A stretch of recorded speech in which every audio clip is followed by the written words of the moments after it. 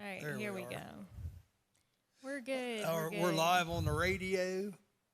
All right. How is everybody this morning? You are listening to WZAA 106.9 LPFM, The Morning Zoo.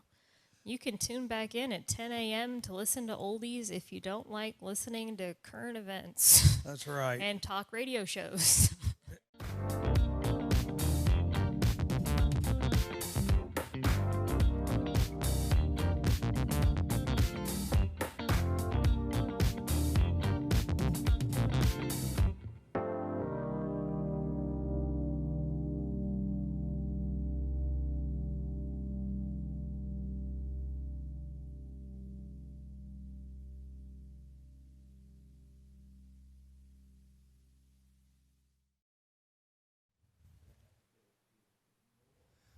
Okay, we got All right, three we're different back. platforms going, folks. So some of you may think, well, they're awful discombobulated this morning, but we're not. We're just trying to get everything combobulated together.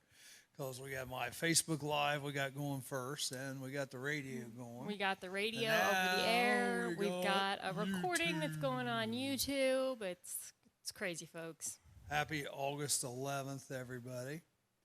Yep. Jake, Magi Jake is mentioning that he will be at Patty's car show in Highland this Saturday. So if you want to come out and see Magi Jake in person, he will be there. I think he performs around 1. Is that right, Magi Jake? I think. Mary Thompson's on. How you doing? Kyle Baker, how are you doing this morning? So we're glad you guys are with us. If you don't mind, share the show. Hit that little share button down there in the corner.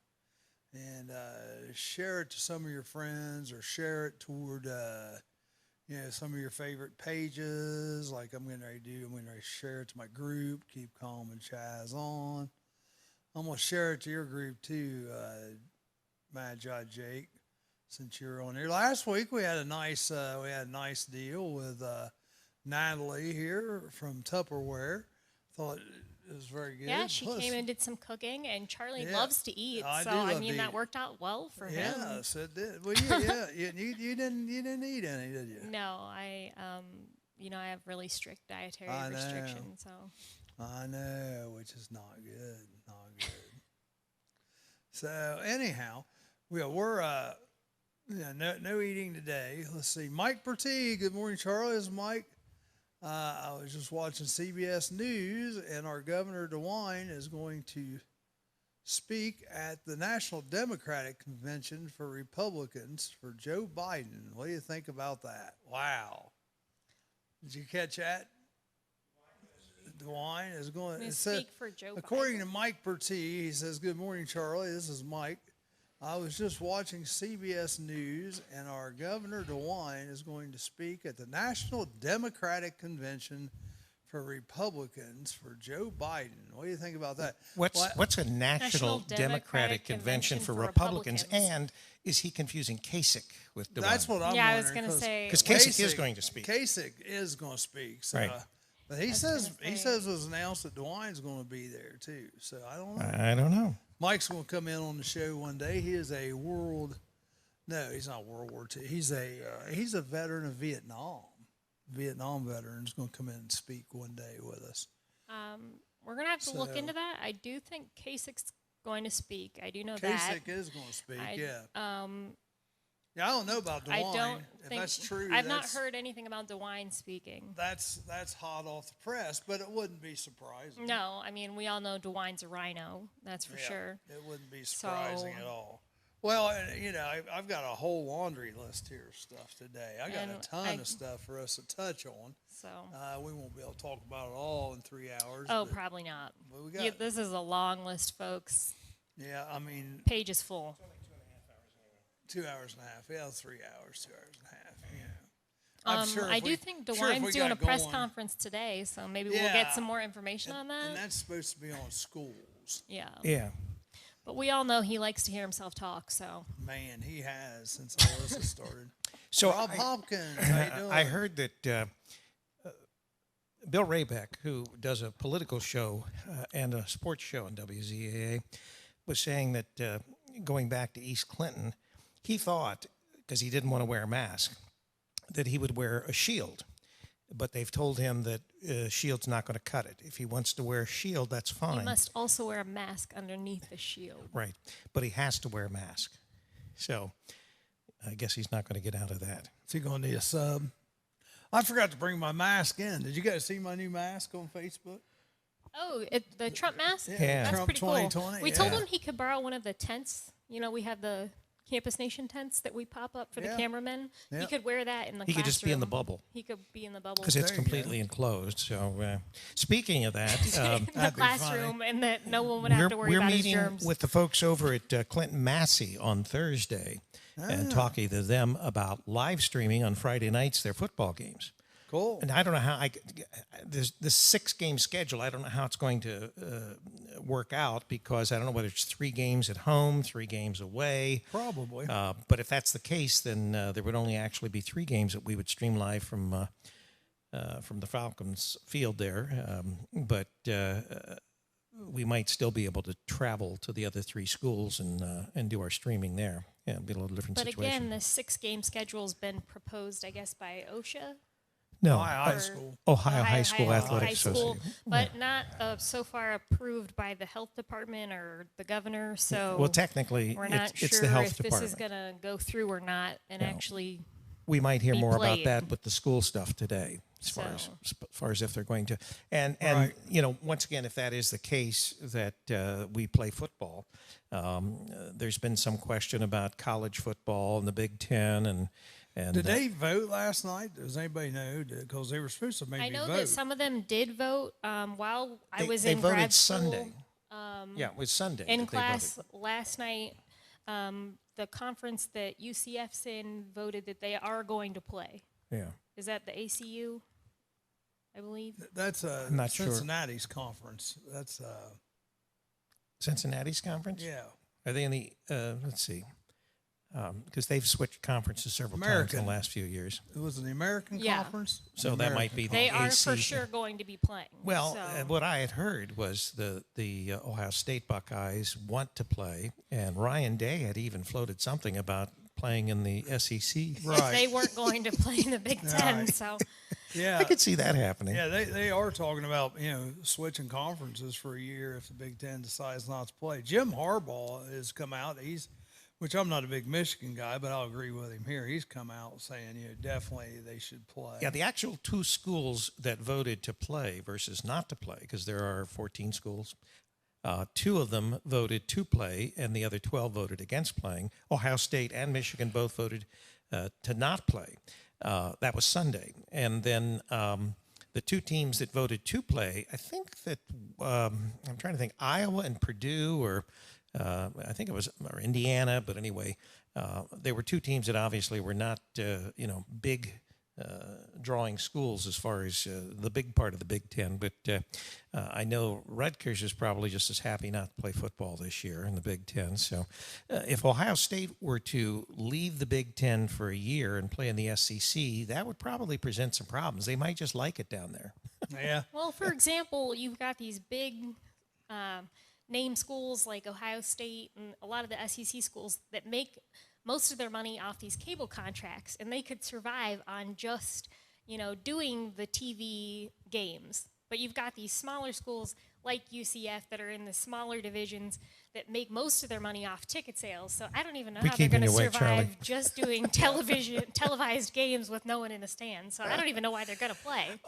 Well, they're going to rely strictly on television contracts because they're certainly not going to make any money off the cardboard fans that are sitting in the No. stands. Because so. when I was talking to Professor Sharon last night, he's like, I don't even know why they're playing because they make all their money off of people coming to the games. Well, they don't make any money off their ESPN contract. I think Ohio State, now when we were up there doing the club football sports, because they don't give you any break. I mean, if you park anywhere on campus, you're going to pay. Because Oh, yeah. the company that owns all the parking at Ohio State, they're down in Tennessee or they're somewhere else. It is Florida. not Ohio State that owns the parking at Ohio Well, the State. rights for the parking, and this is all over campus. This isn't just during games. This is any sport. This is anywhere on campus. It's like $8. We've been fined yeah, and ticketed yeah. So for we covering Ohio State club sports. yeah. Well, we didn't pay anything. We just parked in the parking lot, and then they're that must rake in a lot of money. So obviously we got a ticket, and then of course we told them what we were there for, and they forgave us. We still paid the $8 though. So you can imagine if they get 100 plus thousand fans, and they're each paying, well, $8 an hour. They or wouldn't. whatever They to wouldn't be park. paying $8 each, because some of them are obviously coming, multiple people in cars. But still, even if you looked at, 25, 30,000 people paying $8, that's quite a haul just in the parking. Then you've got concessions, and you've got uniforms and hats and gloves and whistles and whatever else they sell. Popcorn. It's a pain in the butt up there. Yeah. I tried to go to Ohio State basketball game. I couldn't even find a place to park, so I just came home. Well, I had tickets and everything. I went up there, and it's like, this is ridiculous. You were with us when we did snowing. the Wilmington High School Final Four. Yeah. And the only reason we could find a parking space up there was because we had press, parking. But and that even with that, we still had to walk a couple blocks to get to the arena. So it's not like the press is walking right in the back door. Well, let me shine a little light here on the possible high school football scenario. And I just know this from like working Miami Trace's band camp last week. Like in that league, for example, there's really only 3 teams. Their stadiums are big enough to even host games, keeping people 6 feet apart. And that would be Jackson, Chillicothe, and Miami Trace. Right. So I don't even know, if you play 6 games, if your stadium. Well, what about Courthouse? It's not enough seating. It's not enough Really? seating to keep people 6 feet apart. Yeah, this comes straight from the AD. They said, there's only 3 stadiums in the entire conference. And the 3 biggest stadiums, obviously, would be Jackson, Miami Trace, and Chillicothe. So I don't know. Well, Trace probably wouldn't even have been able to do that had they not remodeled their stadium in the last couple of years. Right, but they have. And now. it's a fantastic, just like everything else at Miami Trace, the football stadium is a fantastic facility now. They've got a new press box that's attached to the new stands. They're not built in as part of the school. Obviously, the school's not there anymore, so the new school. Right. So what are they going to play as far as football, Charlie? Well, no, they're playing 6 games. But where they play could be interesting. So you're saying that they have to play? They might not play at their own stadiums. Potentially. That's my speculation, and my speculation is if you do play at your own stadiums, you might not be allowed to have fans or the band there if your stadium's not big enough. Well, couldn't they just say X number of people can come to the game? They have a bean counter. They probably could. Let's say your stadium holds 2,500 people, and they say you're only going to have, here's the formula, and so you may only have 500 or whatever. Right. And then they have to decide, with how many tickets they're distributing, because I'm imagining that there's probably enough parents right there that will eat up all those tickets. So there's not going to be any really, There'll be no student section, basically. Well, they might have. Obviously, there's going to be a band, so they would, they would have of course. But and the band would have to take up some room because those bands, some of them are quite large, right? And they've got to be socially distanced as well. No one that's not involved in activities. So, are they saying that they still think that it may not come off simply because of? Well, I think old DeWino is going to find. We're going to find out with him. He might pop some bubbles. Well, here's the key, and this is I was talking with the new athletic director, and congratulations to Benny Carroll. He's the new athletic director there at Clinton Massey. Oh, really? Our meeting is with Benny Carroll and also with Matt Baker on Thursday. So it may be a moot point if DeWine says today, because the key that Benny was suggesting is the cost of this. If they're going to force them to be tested, with this testing, whether you're talking the student themselves and their parents or you're talking the school, if they have to be tested for every game, it's going to be impossible. They can't do it. It's not going to be feasible. Yeah. So that's going to have to be something that changes. And if DeWine is, if the health department in Ohio is going to say, no, we're not going to give that up, you're going to have to do the testing. Those tests are $100, $120 a piece, right. And so you're and then you want to test all the students, the staff, every the school, potential broadcasting company, et cetera. I don't know if they'd test us, but who knows? But if we'd be coming in the stadium, I'm sure they'd want us to be tested. Yeah. Well, anyway, bottom line is, I think that what would probably happen is they would have to call it off. It just wouldn't be feasible, and they still may go with sports in the spring. Now, I have heard that if college college doesn't play. The NFL is considering playing on Saturdays. Right. So that might add some interesting, Well, yeah, I've heard the best idea. Turnabouts. And this was from a gentleman out in Miami, Trace. I don't know his name, but I thought he had the best idea. Why not play baseball now, since it's non-contact and you're not near as people, and then play football in the spring? It makes too much sense, Charlie. It does. The doesn't it? big problem that you're going to have is the problem that a lot of football players play lacrosse, which is a spring sport.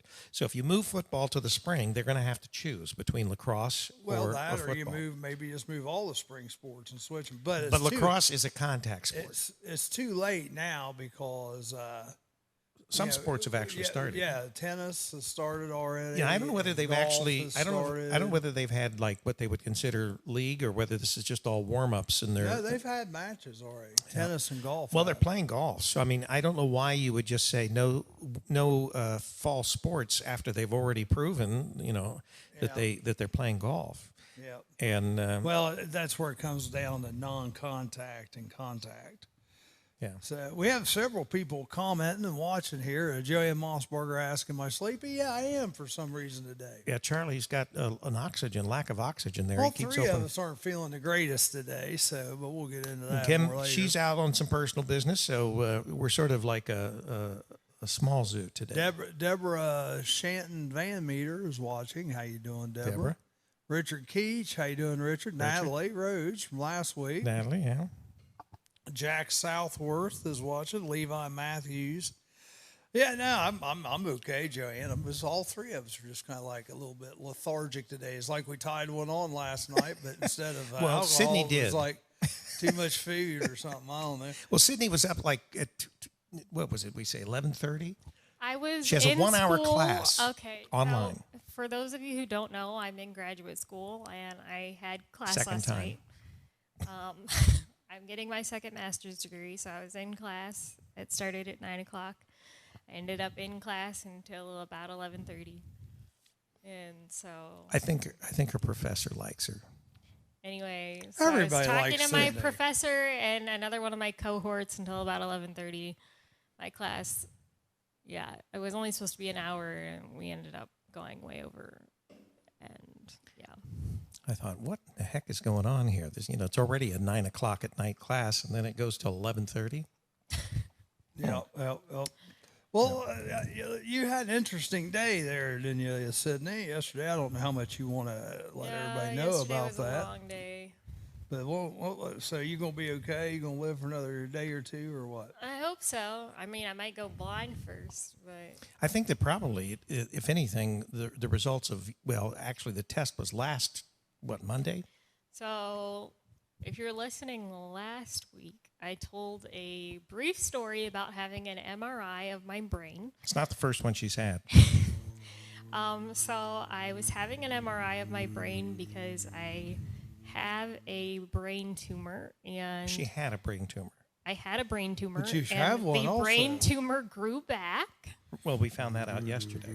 So I went to a neuro-ophthalmologist yesterday, and the brain tumor has grown back and gotten bigger. Right? And it is now pushing on my optic nerves. And So what they say, it's the size of a grapefruit? no, but thank you. It was like a pea, right? Anyway, Is it the size of a pea? whatever 2 by 5 by 9 millimeters I don't know. is, I don't know. That would be tiny. That would probably be It's a microadenoma. Yeah, so when I it's not, saw like, it on huge. the MRI. You don't know what it looks like now. Well, no, I'm just saying I saw her You weren't she had there. an MRI at Kettering Medical Center It's a year ago? grown since then. Well, it wasn't a tumor then, I don't think. Well, maybe it was. We thought that it was scar tissue from the original surgery that she had. They go through her nose to go it's into. been a year since that. Right. MRI. So anyway, they thought it might be So it's scar bigger. tissue. It's bigger. Well, the neurosurgeon didn't know whether it was scar. You couldn't tell from the MRI. That was a year ago. That was a generalized MRI. Right. It was the whole brain. Now I have She does have a brain. specific MRI. Yeah, but this one was specific, right? So it was Yes. just on the tumor, the pituitary area, which is where the tumor is located. And Yes. and then it they is found in out my cella. Yes. your cella. Yes. And it is pushing on my Is that optic part of your nerves. brain? That is correct. Okay. So how do they get to this thing if they have to do something again? They go through your So nose? they can or either go, depending on up your how nose big with a rubber it hose? Or? gets, or like, I guess when they decide whatever to take it out, The treatment. the treatment method, they'll probably have to do more imaging first. They can either go up your nose, like with some kind of laser knife, or they can do a full-on craniotomy and like cut your skull open. Right. Or That doesn't sound They like can any treat fun at it all. with medication and try to shrink the tumor first. radiation, chemicals, Or they can all treat kinds you of with stuff. radiation. Right. Is that good though? Radiation on the brain. No, not really. Because it I can make think you so. really sick, obviously. Right. She could and you lose can that get like beautiful radiation hair of poisoning hers. and Yeah. stuff. Yeah. Yeah, we don't want that. We want what's best for you. Yeah. So That's anyway, what we but want. at the same time, because she's legally now blind in one eye, the left eye, where the Oh, I have like 20/70 vision, and I'm legally Yeah. blind in my left and then eye. in her other eye, she sees double vision. Can't see out Yeah, I the have other. double vision in my right eye. Right. So there's You get to see there's two of two Rick of all us. day Yeah, long. Yeah, yeah. it's fabulous. So, but anyway, the whole idea is that Oh my goodness. no one could give her any, valid answers because actually her optic nerve, everything from an ophthalmologist standpoint, she's, her eyes are very healthy. So, but she couldn't see. So, It's funny because like they do these. They obviously, if you've ever been to an eye doctor, they have all these scans to like make sure your optic nerves are still Sure. attached, and these Yeah, visual yep, field yep. things to like check your vision and stuff. My optic nerves are still attached. That's like good. my so Yeah. if they remove the tumor, like my vision could come back. exactly. Because like And they're that's- not that's- unattached. and that's what I said. I said that, the right good now, thing at is least it's not like they actually have an come answer. This is unattached. a real answer. So when are they going to figure out what they're going to do to you? So this next next week. Tuesday, I'm going to see a neurosurgeon. Tuesday? And Tuesday. Oh, Yes, Tuesday. is it in the afternoon? I don't know. It doesn't Oh. matter. Well, we got We're another. going at whatever time it's out. We got I the mean, show in the morning. That's why Yeah, we're that's asking. what we're trying to figure out as I far don't as the know, show. but I'll find out. Okay. Whatever time it is, we might have to cancel the show. Well, I guess that gonna, would, like, that, would, not- that would be a valid doctor's excuse. Yeah. Anyway, I'm gonna go see this surgeon. That'd move it to Wednesday Like, or something. we Yeah, can we do could the do that. show at a different time. That's I'm gonna true. go see a brain surgeon. Anyway, so Do you think I'm that gonna go. overrules the show? Yeah, I'm gonna go see about getting this brain tumor removed. So I'm gonna go see the neurosurgeon and the endocrinologist about having the tumor removed. Marsha Ames is watching today. How you doing, Marsha? Levi. I think it's in the Matthews, afternoon, though. Jack You think it's in the Southworth. afternoon? Well, I can't get her to do it live on the next morning He show, wants me to have a tumor removed on the show. especially if they have to go through the nose. That would be an interesting surgery. They don't even let visitors come in the hospital anymore. I know. And he wants me to have brain she surgery she on was the in show. the doctor yesterday for 3 hours, 3.5 hours. 3.5 hours getting 3.5 hours. testing done. And I'm sitting in the parking lot for 3.5 hours. I'm starting. He left and went to Wendy's. I He's, had like, to go to dragging Wendy's around with because- the Well, dog. he can't come in. Okay, I and got he's her- like complaining that it's taking a long time. Like I can just hurry this. I got her some breakfast. Neuro-ophthalmologist along. And so her and the dog eats breakfast, and I had no breakfast. He And- didn't want any. Well, I don't usually eat breakfast, but it started dragging on, and I thought I'm going to collapse here if I don't get something to eat. So I went down, Olentangy Road to Wendy's, and got one of those $4 meals because I was splurging on myself $4. But I had to get McDonald's. Of course. It was still yeah. 2 for $2. It was $4. Oh, we only got well. Anyway, It was for me $1. well, it was for you and the dog. Yes, I got $1 for the dog. The dog eats the same stuff that Sydney eats. Magi Jake says, I hope she's there on the show when I'm there. I'm always here. I live here. Okay. dear. Magi, just so Darling, you know, I brother. live here. These two over I'm here, married to him. they are married. Okay? Now you know that she really I'm does have a married brain to tumor. him. She has a real brain tumor. That 'cause she's married to explains me. a lot. Yeah, it does explain a lot. But we won't get there. Anyhow. I'm imagining when she has it removed and she can see again and everything, she'll probably divorce me. No, you never know. She might like you. She never realized you're that thin. After seeing I think two she of only you. likes me because she likes my voice. I think You she can't likes see the me. Elvis hair. You can't see me. Yeah. I cut his hair. I said, that's what Oh, I I was said. gonna think- say. Yeah, Do you know that? But maybe I cut it that way because I'm blind. That's right. So I mean, do you realize that like he Why lets are a you blind letting her woman cut cut your his hair? hair? I know. I think it's about he lets time. a blind woman cut his hair. I think that it's about time I go to the actual stylist. But are they still putting you but through he's all that stuff? cheap. He lets a blind woman You cut got his to hair. wear your mask and He everything. is that cheap. He's that cheap. No. He It's lets not a blind woman wrong. cut his hair. Wrong terminology. It's thrifty. I'm very thrifty. I'm a thrifty person. He's a tight butt. And like her, I'm Jewish. No, I'm not really You Jewish. are not but- Jewish. Well, You but I just mean- wish you were Jewish.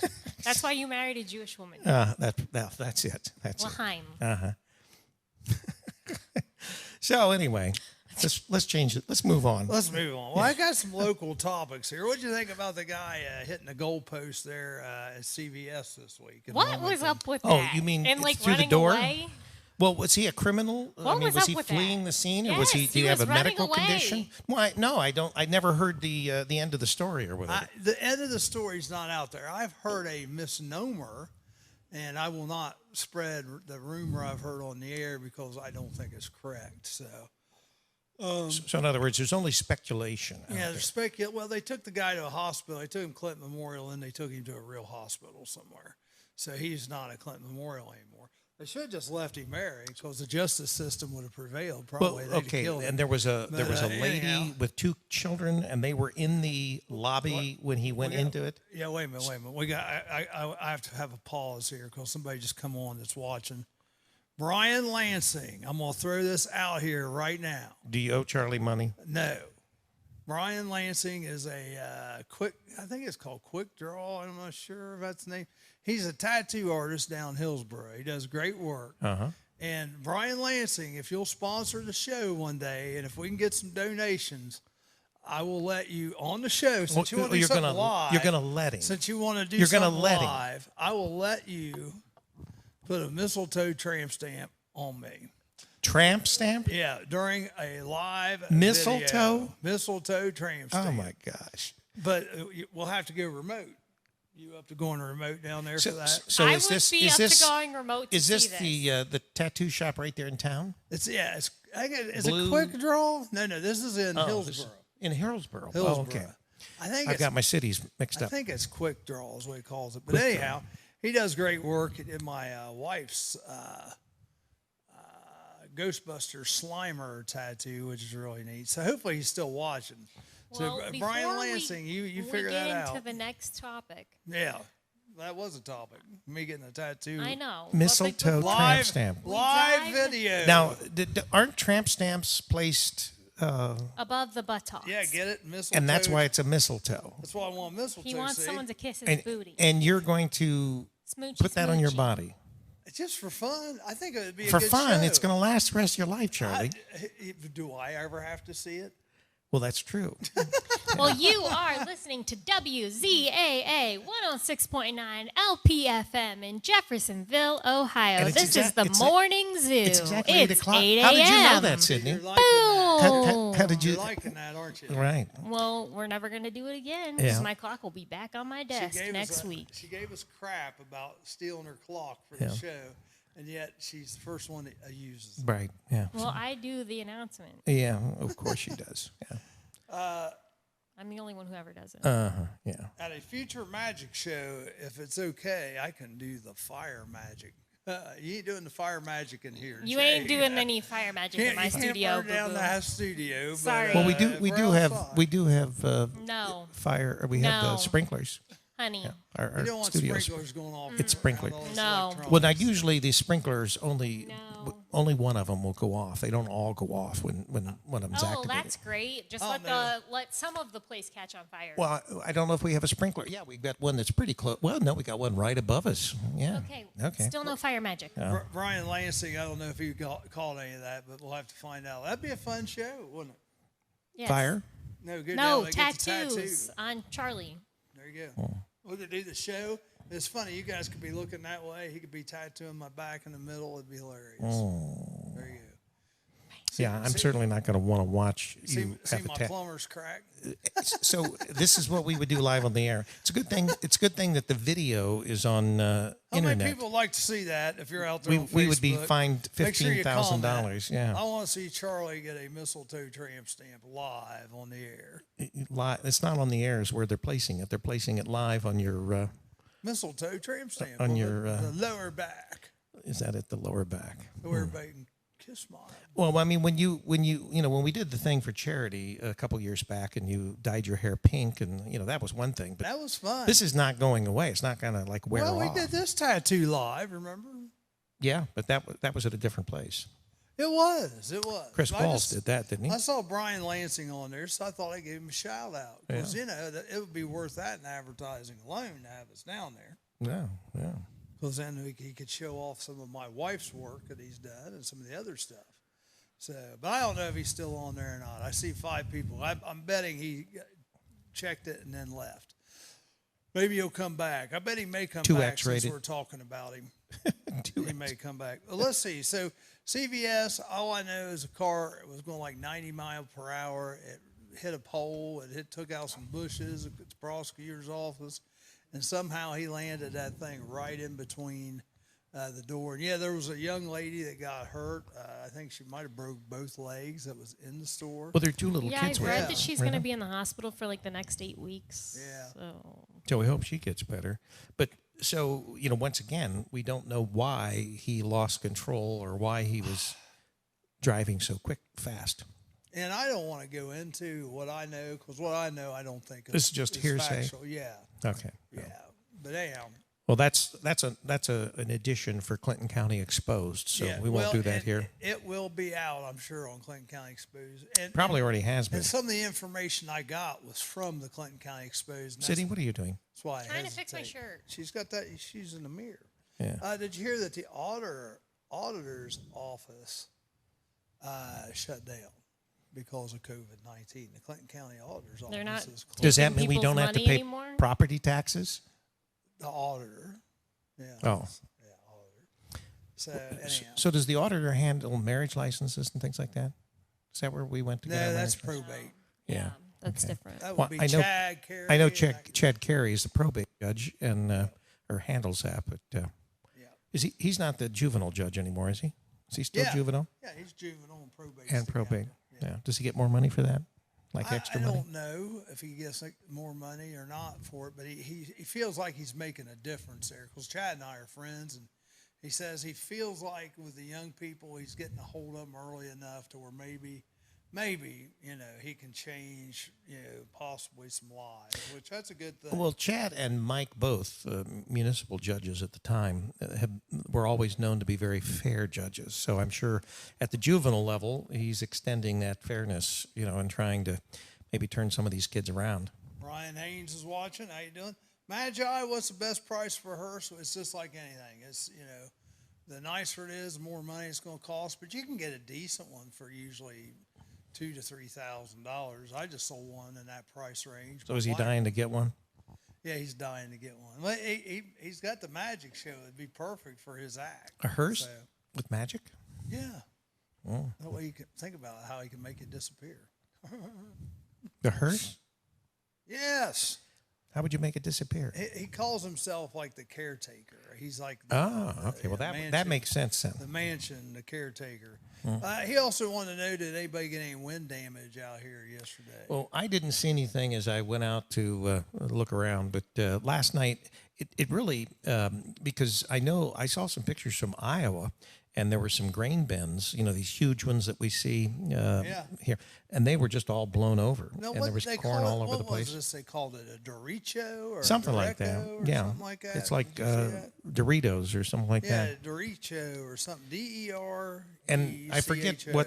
It's a combination of things that come together and unusual, and so that's why there were such strong storms.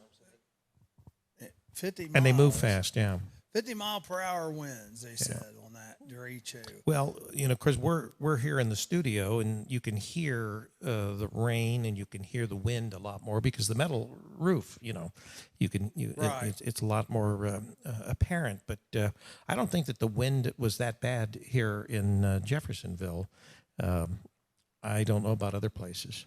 Now, yeah, I didn't have How was any Sabina? damage in Sabina. I didn't see anything when I drove through there today. So let's see. I don't think he's seen my shows before. Laugh out loud. I'm going to drive a hearse eventually to my gigs dressed up as the caretaker. Laugh out loud. So no, Rick hasn't seen your show yet. I will tell Rick that you have a show this Saturday though, and we may be planning a show here later on. But if you want to come perform at that, you'll have to do it free of charge. Is that the cornhole tournament? Spooktacular, yeah, the spooktacular. So I wanted to put on the advertisement for the Spooktacular no scary costumes. Oh yeah, right. What? I don't like scary stuff. She's a wussy. Unless I'm fully blind by then. Scarier the better. Wait a minute, you don't like scary stuff and you married Rick? Yeah, that's true. Yeah. That's an oxymoron. But remember, she can't see, so she doesn't know. I'm only blind in one eye right now. I can't see out of the other. And she sees twice of me in the other. Yeah, but then I have to see twice as much scary stuff. Well, I mean, if she sees nothing in one eye and twice in the other, doesn't that equal out? No. Sort of. That's what I think, yeah. I don't like scary stuff. Equal time. All right, Kentucky schools, they are not going to open until September 28th now, and I think Indiana's September 8th. So it's going to be interesting to see what old Whiny DeWiney has to say today. Is he going to say September 28th? Well, I mean, schools, some schools. Hillsborough, I think, has already started. Yeah, some schools determine when they start or when they can push them back anyway if they haven't started. So that still may be, a better option. But the real problem will be if you're talking about high school football, which is what is on everyone's mind, you can't push it back much further. Now, this is the other interesting thing as far as high school football. Everyone, all 650 schools throughout the state, will be in the tournament. Not correct. No? You have to choose to be in the tournament. What do you mean choose? Okay. Oh, you mean they don't? You can play. You can play, and then you have to make a choice whether you want to join the tournament or not. So, and if you don't want to, you can go and play extra games. It just doesn't count for anything. Seriously? Yeah. Huh. Yeah. That would be a problem though, because you'd have to find schools that you could schedule. Well, you pretty much know how good your team's going to be based on last year. So if you think you got a chance, you could do well. So you mean Wilmington actually might get into a tournament this year? Well, everybody will be if they want to be. Well, or if you know Scott, you're not any good, you could just schedule some extra games so you get to play some more. Right. That would be the smart thing either to way, do what we're saying now, I think get there to are play 6 more. games in the tournament. There's a 6-game schedule with 6 tournament games. So you're going to play a total of 12 games any way you look at it. So I'm assuming that 6 games regular season, and then if you, like you say, you're able to opt in or opt out, but still play 6 more games. Right. You will still have a 12-game season. Yeah, you can get, and there's a certain date you have to be done by. I think it's like the second week of November. Yeah. So that may not change. I don't think they're even going to have it. I think DeWine's going to put the smackdown on it. Yeah, I would say so too, because that's typical of everything DeWine has done to date. He builds everyone up with hope, and then he bursts their bubble. Well, and this is the thing that is so frustrating about this whole situation is because there's just no leadership. Well, it's all political. But there's no leadership. No leadership from the governor's office, no leadership on the county level, and I'll say it, no leadership on the federal level.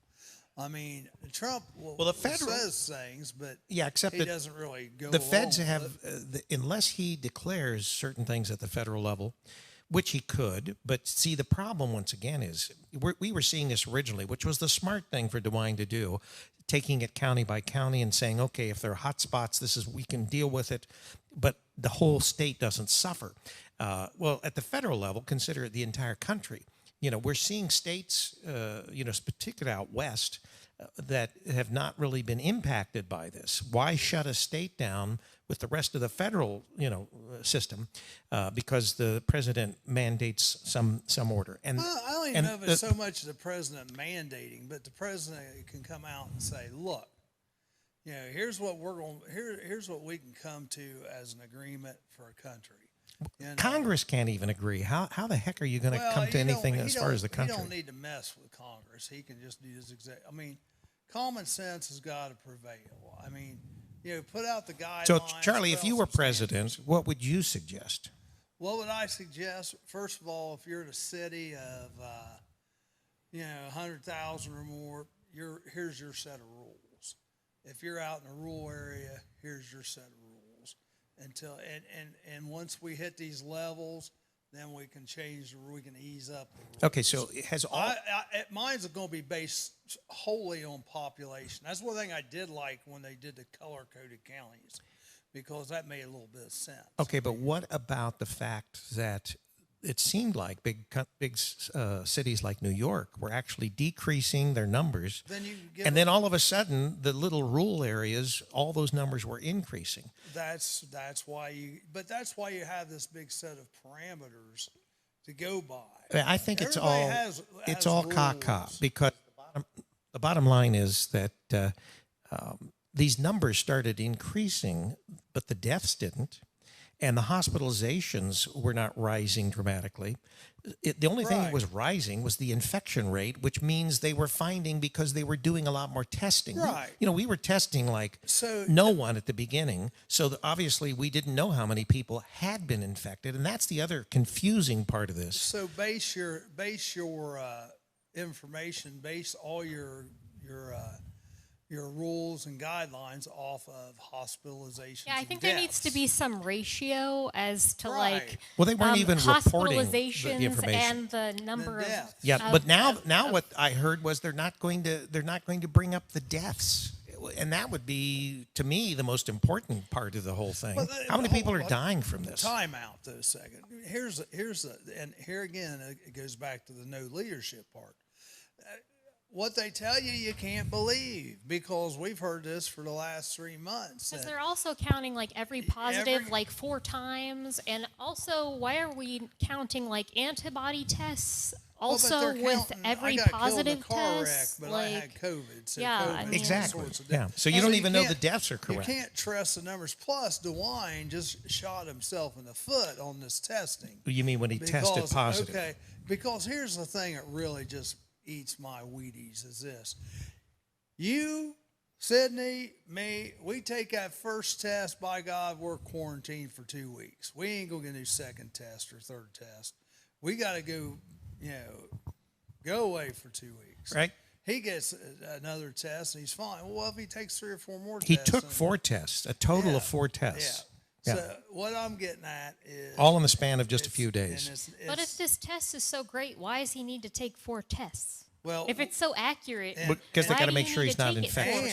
And also, if he's taking this test to meet the president, why are you taking a test that's not as good as the one? Yeah, why are you taking? But I don't think that was ready in 20 minutes. That was not administered by case. What is it? Western. The regular. They said that it was hospital administered test. by the federal government at the airport. So he was tested. But why is a test that's administered by the federal government not better than a test that is administered by a hospital? Yeah, well, I don't know, but that's the other thing. So you've got 2 different types of tests. That test would be like the supreme, ultimate, best test that there is. Yeah, but even of the tests, know what I mean? even of the best tests, we're still getting a lot of false positives. And probably false negatives. I don't think these tests are much accurate. And you want to let them rush this vaccine and stick it in your arm? Who's lining up for that one? I'll take it. I'll do it. Hook me up. Yeah. Bill Moore is watching. Bob Norman's watching. How you guys doing? Richard Keach says it's all about the money, which is true. Magi Jake says he was going to make us balloon animals and hats when he comes. Oh, Very good. that's It's funny. I'm up for that. I'm up for that, Magi Jake. Girlfriend the other day, I won't say her name over the air because I don't want to put her on blast. She also has an autoimmune disorder, and she had to get some labs taken the other day, and they offered her a free antibody test along with her Test. antibody test for the COVID. She jumped right on that, didn't she? No. Of course not. Along. Why would you take it? Well, no, it was the antibody test. It's just done with your blood. It's not Just to like see if you have the antibodies. Just if you have the antibodies. To see And if they you've just had test it. it with your blood. So You why didn't have- why would you just not they just do they that? did it, yes, Oh. with her blood work. Okay. And so just to see if she's had the antibodies in the last 6 months or Did whatnot. she? And she did not. And she has an autoimmune deficiency, and she's been out, going to hospitals and stuff all the time like I Well, do. And she's negative. And I think there's a good point. One of our listeners said it's about the money. There's two things that it's about. It's about whatever they can do to take Donald Trump down. Yep. And to do that, they feel like they've got to destroy the economy, and they're willing to do that. So that tells you, something right there as far as why you should vote for the Democrats. The other thing that it is about the money, because there are some, and I was listening yesterday since I spent 3.5 hours in the parking lot at OSU. I was listening to Glenn Beck in the morning, and they were talking. He had a doctor on there. I believe he's a Texas doctor, and in fact, I think that he's like one of the head medical people in Texas. But he has been treating people. Glenn Beck took the treatment. Glenn's wife had COVID, and she took the treatment and recovered in just a matter of days. But it's not just the hydroxychloroquine and the zinc and all that. There was something else. It was an inhaler that she did for 3 days. Glenn did the same thing. And he said that, the inhaler actually, because this has to do with your lungs, it gets this necessary treatment to your lungs where it treats it immediately. Is that remdesivir or whatever? I think that's it. Yes, I think that's it. The bottom line is they took that along with the hydroxy, and basically Glenn didn't even get it. So he took it. The rest of his family, I don't know whether he's got a daughter and a son, but anyway, the whole family had it. But Glenn never got it because he was proactive and took the whole thing. But the bottom line is it is treatable, and the whole process, the cost of it, wasn't even $100. Yeah. So we're talking about a vaccine that's probably going to be administered at least twice from what they're saying, and that may be annually, and it's like $1,000 a shot. You figure it out. There's a $2,000 treatment every year times 360 million people in the country. Well, obviously they're going to try to push that, and they're going to do it by making you take the shot, unless you're someone that has an autoimmune, disease or something like that. And so whether you like it or not, they're going to administer it to you, because what they will simply do is they'll say, okay, if you don't take the shot, you can't get on a plane, you can't renew your driver's license, you can't go into department stores, you can't go into, they're going to force you to take the shot. It'll be almost like at least the that's their Scarlet thought. Letter. So all I'm going to tell you is the bullets will start flying when that happens. Because my whole point in saying that was I thought it was interesting that someone who is also like myself, who, can't Right. take shots and stuff, who has to still go out and function, in society Right. to some extent, who's immunocompromised, doesn't have the antibodies, has not contracted. I would imagine we have COVID, the antibodies. We like, probably do have them. tested negative. Yeah.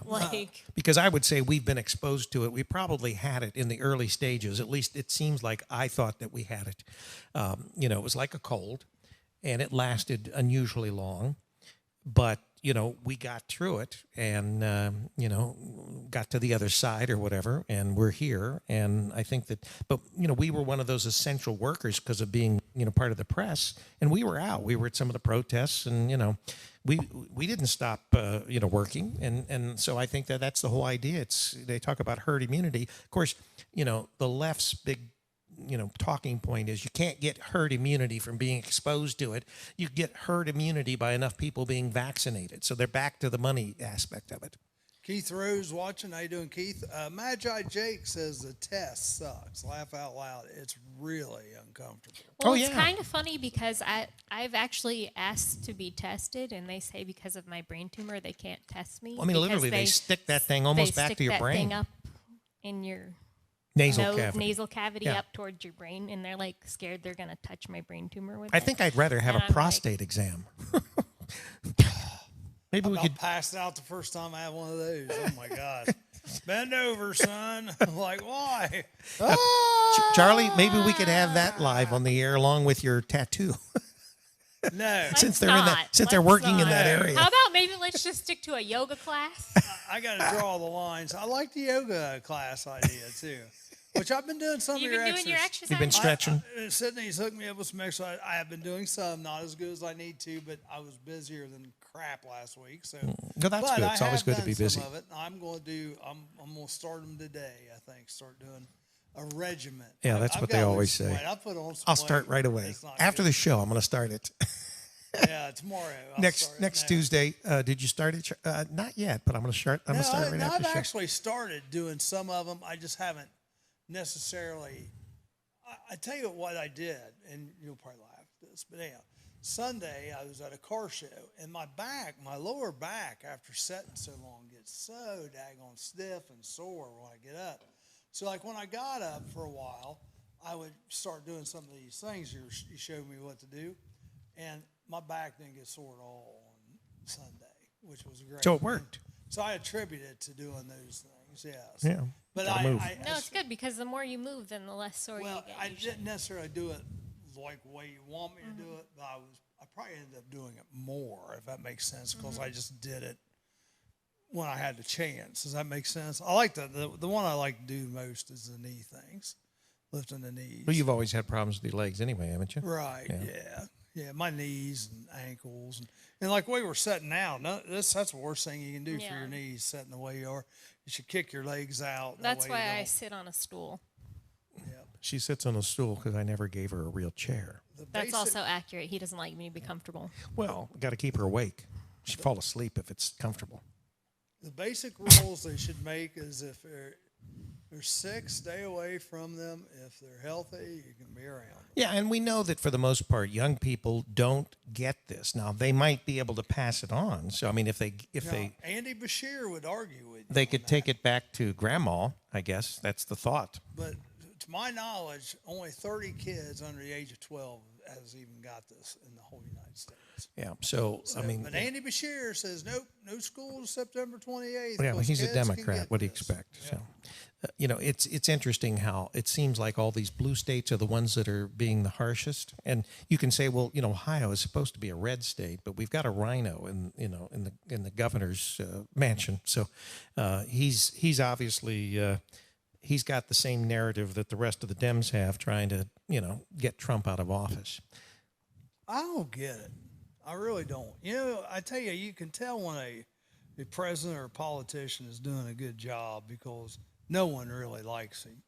I mean, the Democrats hate him, and most of the Republicans hate him. If you don't have haters, you're doing something wrong. Well, I mean, Well, but I like him, but I mean, but I will admit, yeah, is he arrogant? abrasive. Is he pompous? He's abrasive. Has he been a He's womanizer in the narcissistic, past? of course. Yeah. Is he a narcissist? Most definitely. But Well, I mean, he's a billionaire. What But do you he's expect? got a reason to You be. don't think Yeah. that most billionaires aren't narcissists? You look at Zuckerberg, you look at Bill Gates, you look at anybody, Waltons, anybody that has had that level of success. You don't think that having unlimited resources and being able to go where you want, whenever you want, whatever you want to buy, you can buy. I mean, you would be narcissistic. How could you not be narcissistic? just like Jeffrey Epstein, the Teflon man, the Teflon Don there. Yeah, he got away with Yeah, everything. and we talk about these two sets of rules for the people that consider I mean, all themselves these elite. celebrities, all these athletes and stuff, they're all narcissists. Well, I mean, who was having funerals? You have this grand funeral for our congressman, the black congressman. You know, Yeah. and so half of those people were in that chapel, the church, and they were sitting next to each other. There was no social distancing. They were You mean They that, didn't have to they weren't- quarantine. they weren't They wearing weren't masks. wearing masks. that was the Biden campaign rally you're talking about? yeah. yeah, basically, And they were all on top of each other. The quarantine was waived. They weren't wearing masks. So once again, it just proves that this is just for all of us. But Obama got up and gave a speech about how people need to quarantine and Right. wear masks and Yeah. socially distance. Yeah, and vote by mail, Just because like that's they their were. new Yeah. narrative. The But new narrative none is of vote them by have mail. to behave how the rest of us do. Well, Virginia just helped Trump's argument out in that because like 500,000 votes went to the wrong Nevada place. was the same way. Nevada has sent out these to the wrong addresses, and it is an absolute mess. And you're depending on the U.S. Post Office, who lost the phone that we were talking about. This, just disappeared or whatever. We lost $100 in the phone. So I mean, it's a government entity, and the bottom line is that voting is far too important for the American people to feel like if they can't trust the voting system, we are going to have some civil unrest. If you think it's been bad with the protesters, if people don't feel like whoever's going to be president was the valid person because maybe it was stolen away because they forced mail-in voting, you're going to see some serious problems here. Sue Copas, Denise Leith, thanks for watching. If you guys are on, don't mind, share the show. Let people know we're out here. We're just kind of getting this kicked off again with like the second or third month of it. And we're just doing it on Tuesdays. So hopefully you guys enjoy it. Hopefully you enjoy some of the local topics and some of the local slant on national topics. Now, are you still going to be able to do the morning show, Charlie, now that you're back to school? I will try to do as many as I can because Tuesday is one of the days I can probably go help at Miami Trace. So, and who knows what's going to happen with school? That's the thing. I can't plan anything. Well, I've got one sub day planned, and that's like a Thursday in September. Because is that a Trace? No, it's at Wilmington, actually. Okay. It's at Wilmington. Well, I think that you're right. I think that we're probably, we're not even sure that school's going, because all you have to have is a bunch of positives occur and they're going to shut it down. I have double booked so much stuff this year, and I'm glad I did because inevitably one of them cancels and I just go do the other one. Right. It's like this last weekend. I'm supposed to be sitting in a night in New York up in that area, visiting relatives from a wedding I just DJ'd in Syracuse, New York this weekend, but that never come to pass. But instead, I DJ Thursday, Friday, Saturday, Sunday, and I'll be DJing tonight if it doesn't rain. Tonight we'll be down at Chubby's Pizza. If anybody wants to come down, 5 to 8 and playing. So is it supposed to rain? There's chance of rain all week until like the Well, we live in weekend. Ohio, and we know how that goes. Right. So, Right. Sunday or tomorrow I'll be down at VFW, and then this weekend, Saturday, we'll be at the Highland Car Show. Which, if you guys want to bring some yard sale Is that stuff like there, in so that'd be Highland, good. Ohio? Yes, home of Andrew Mackin Yeah. and Patty Moore Gilead. Uh-huh. And then Sunday, what am I doing? Sunday we have our Cedar Creek show. If you guys want to bring stuff out there, you can set up. You spend a lot of time out at Cedar Creek, don't you, during the You summer? know, I like going out there just to look. There's certain places I look for. I don't usually walk the whole flea market because there's just some vendors I know that I can buy stuff from. So I'll go check their booths out, and a lot of times they have different stuff every week, which is cool. A lot of that stuff you get out there and look at it, and you've seen it 100 times. But then there's a lot of stuff too that's new. My buddy sets up out there. Mike Bozier sells signs, and Andrew Mackin and Natalie set up there last week. Natalie was here, so because they've got some great deals on setting up. Like they had 2 spots for $15 for a day. Can't That's beat pretty that. cheap. Yeah. That's pretty cheap. And and that's under the roof. If you want out in the Parking lot? I think it was only like $5 for a spot. So it's pretty reasonable. And speaking of Cedar Creek, I probably shouldn't say this because I bid on some stuff, but they have an online auction going on right now for a bunch of different booths in their aisle 2.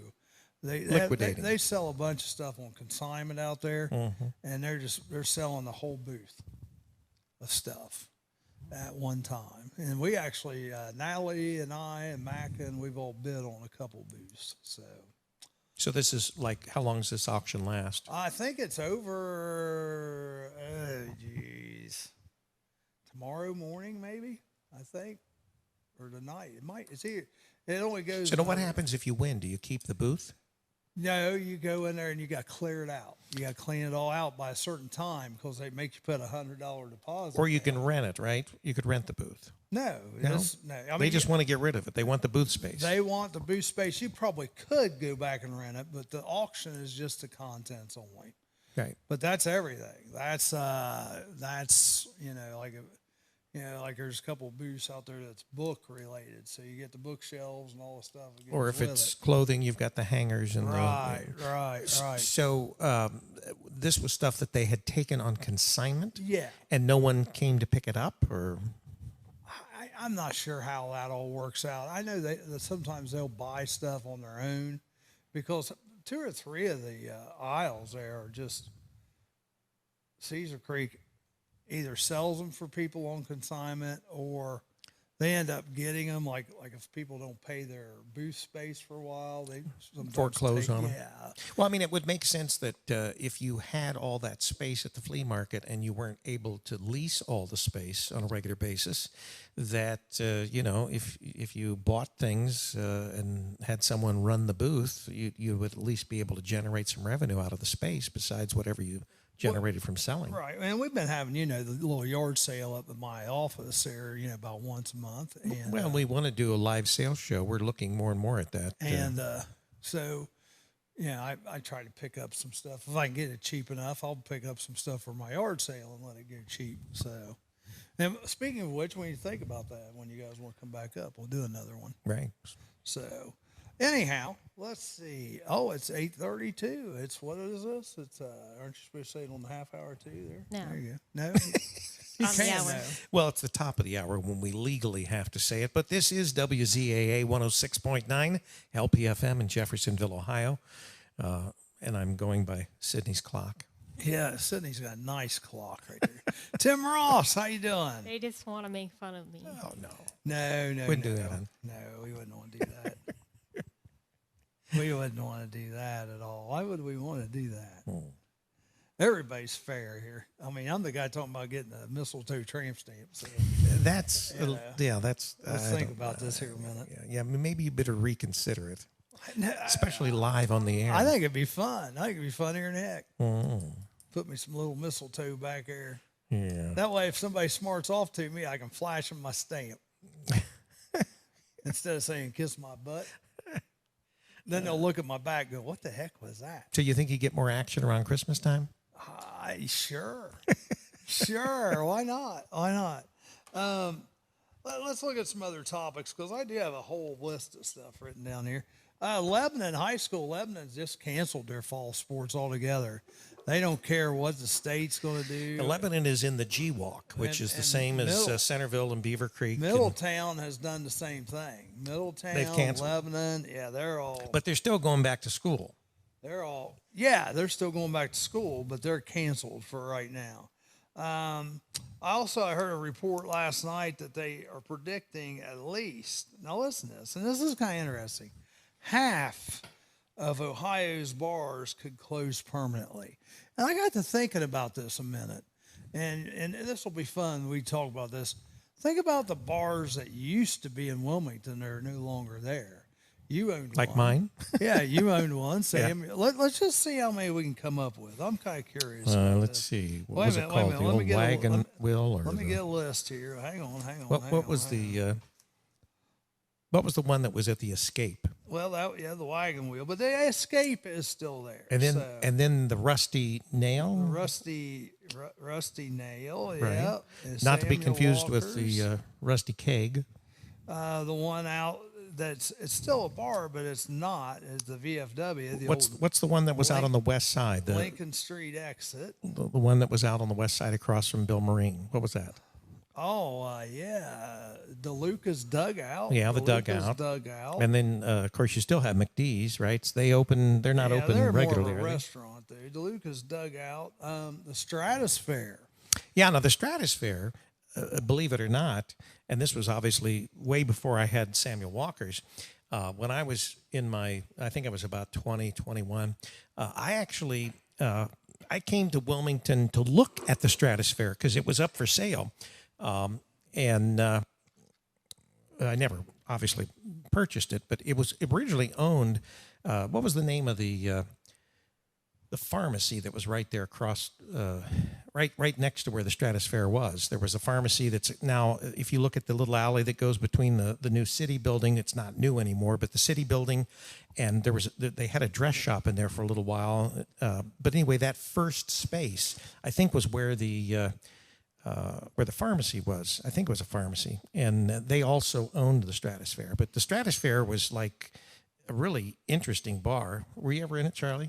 No, I was a little bit before me. Well, Chris Kennard, Debbie Brumley Hale, how you guys it doing? was brick on the inside on both walls on either side. Yeah. It had a loft, not the full depth of the building, but it had a loft, a second floor that you could go It up always to. looked cool. And the never got front to of go it in had but glass. cool. It was glass, and it was at an angle, sort of like.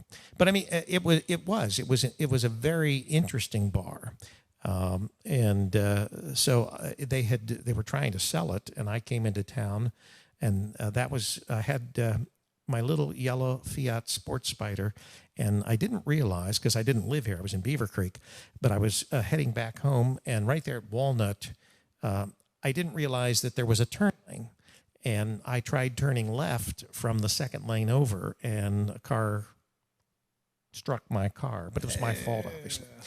That was the first accident I ever had. Yeah. And but anyway, they still have that turn lane set up there. You know, I imagine a lot of people get confused by the traffic that goes through Wilmington. But anyway, that was a neat bar. That was probably the neatest bar that I can think of, other than Samuel Walker's, that Wilmington ever had. Well, I tell you what, I remember the one that was up. I've got a list here. Let's see how many of you guys remember the these. one that we put out of business.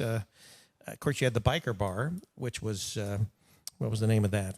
Well, you got the Manhattan. The Manhattan, and then the one upstairs, the second floor bar that.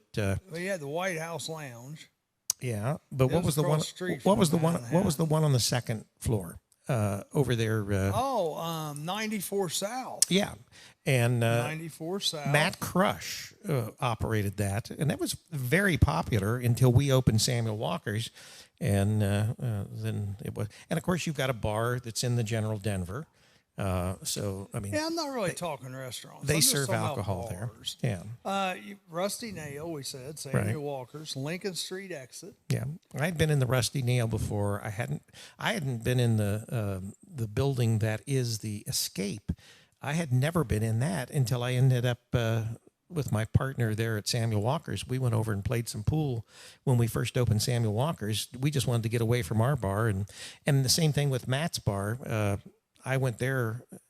The way I always looked at it, I've been in the bar business most of my life, and if I was going to go party or get rowdy or whatever, I was never doing it in my own bar. I went somewhere else, tear someone else's bar up. DeLuca's Dugout, Stratosphere, the Frontier Lounge. Where was that?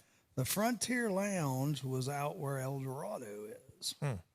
Yeah, and that was a really nice place. It was a restaurant bar though type thing.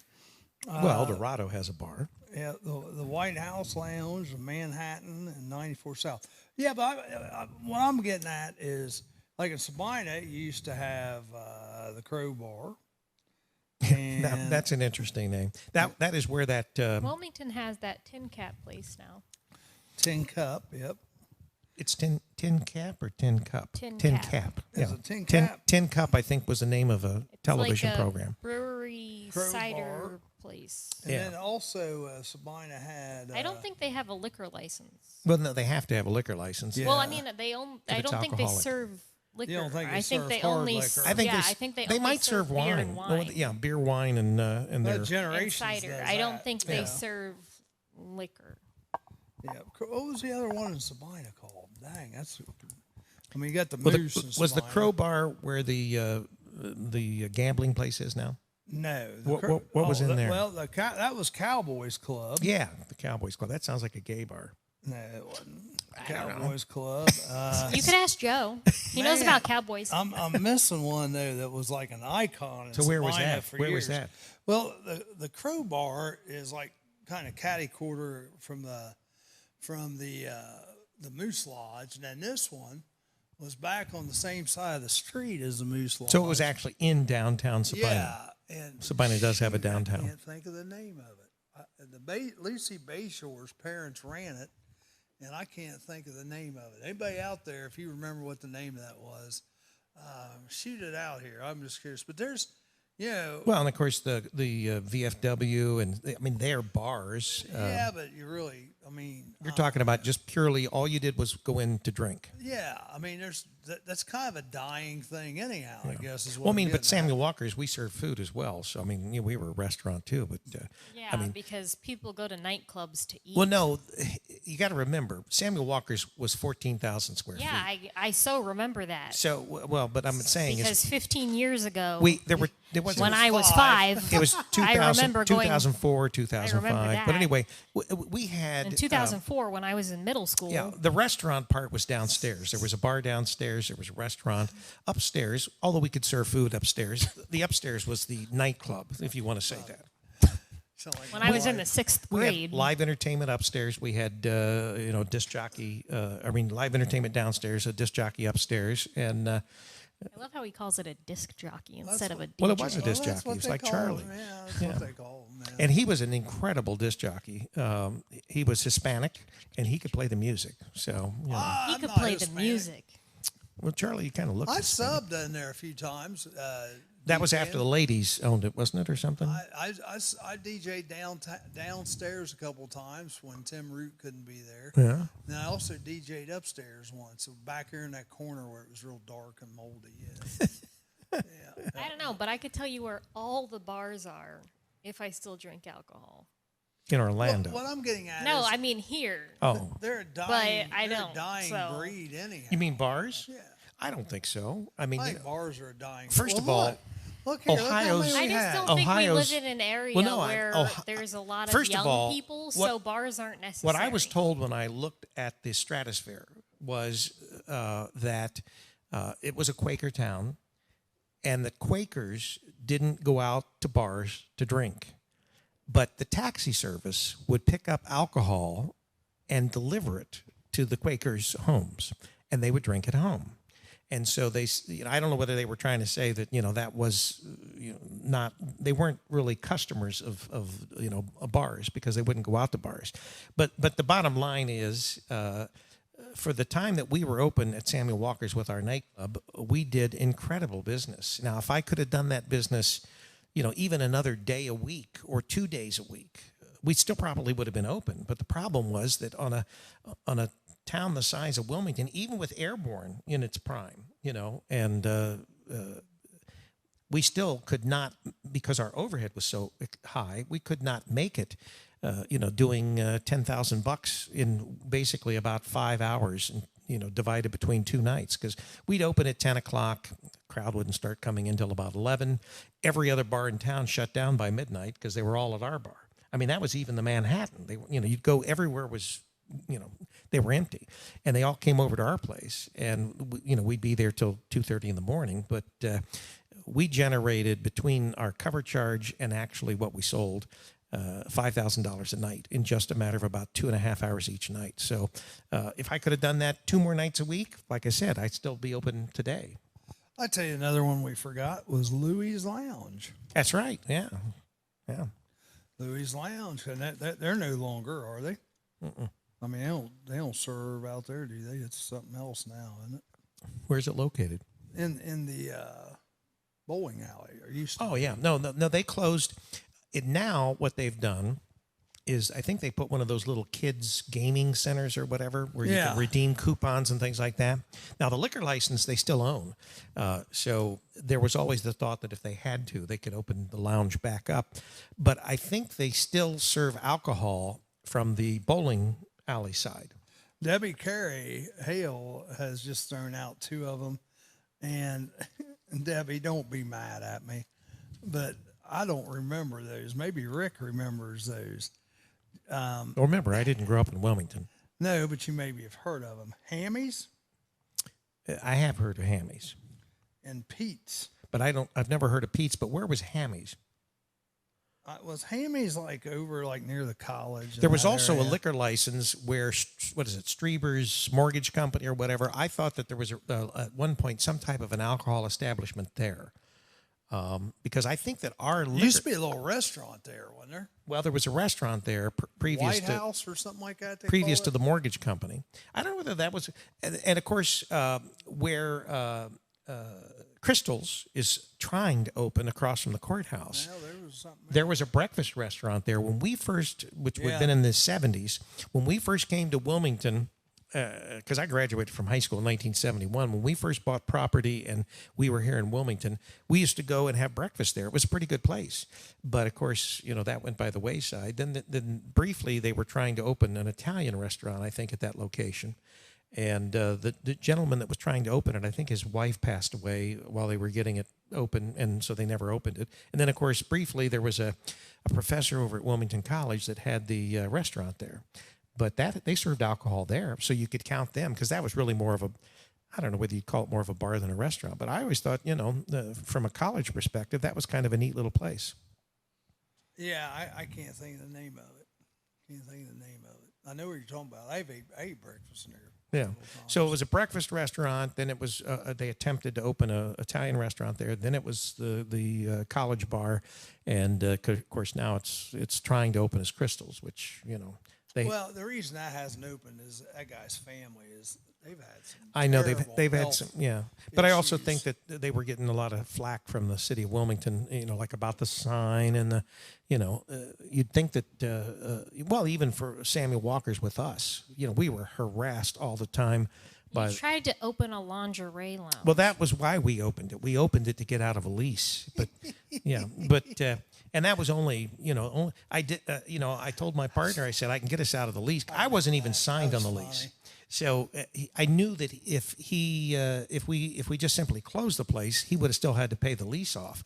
And and we just couldn't pay our bills. he had the money.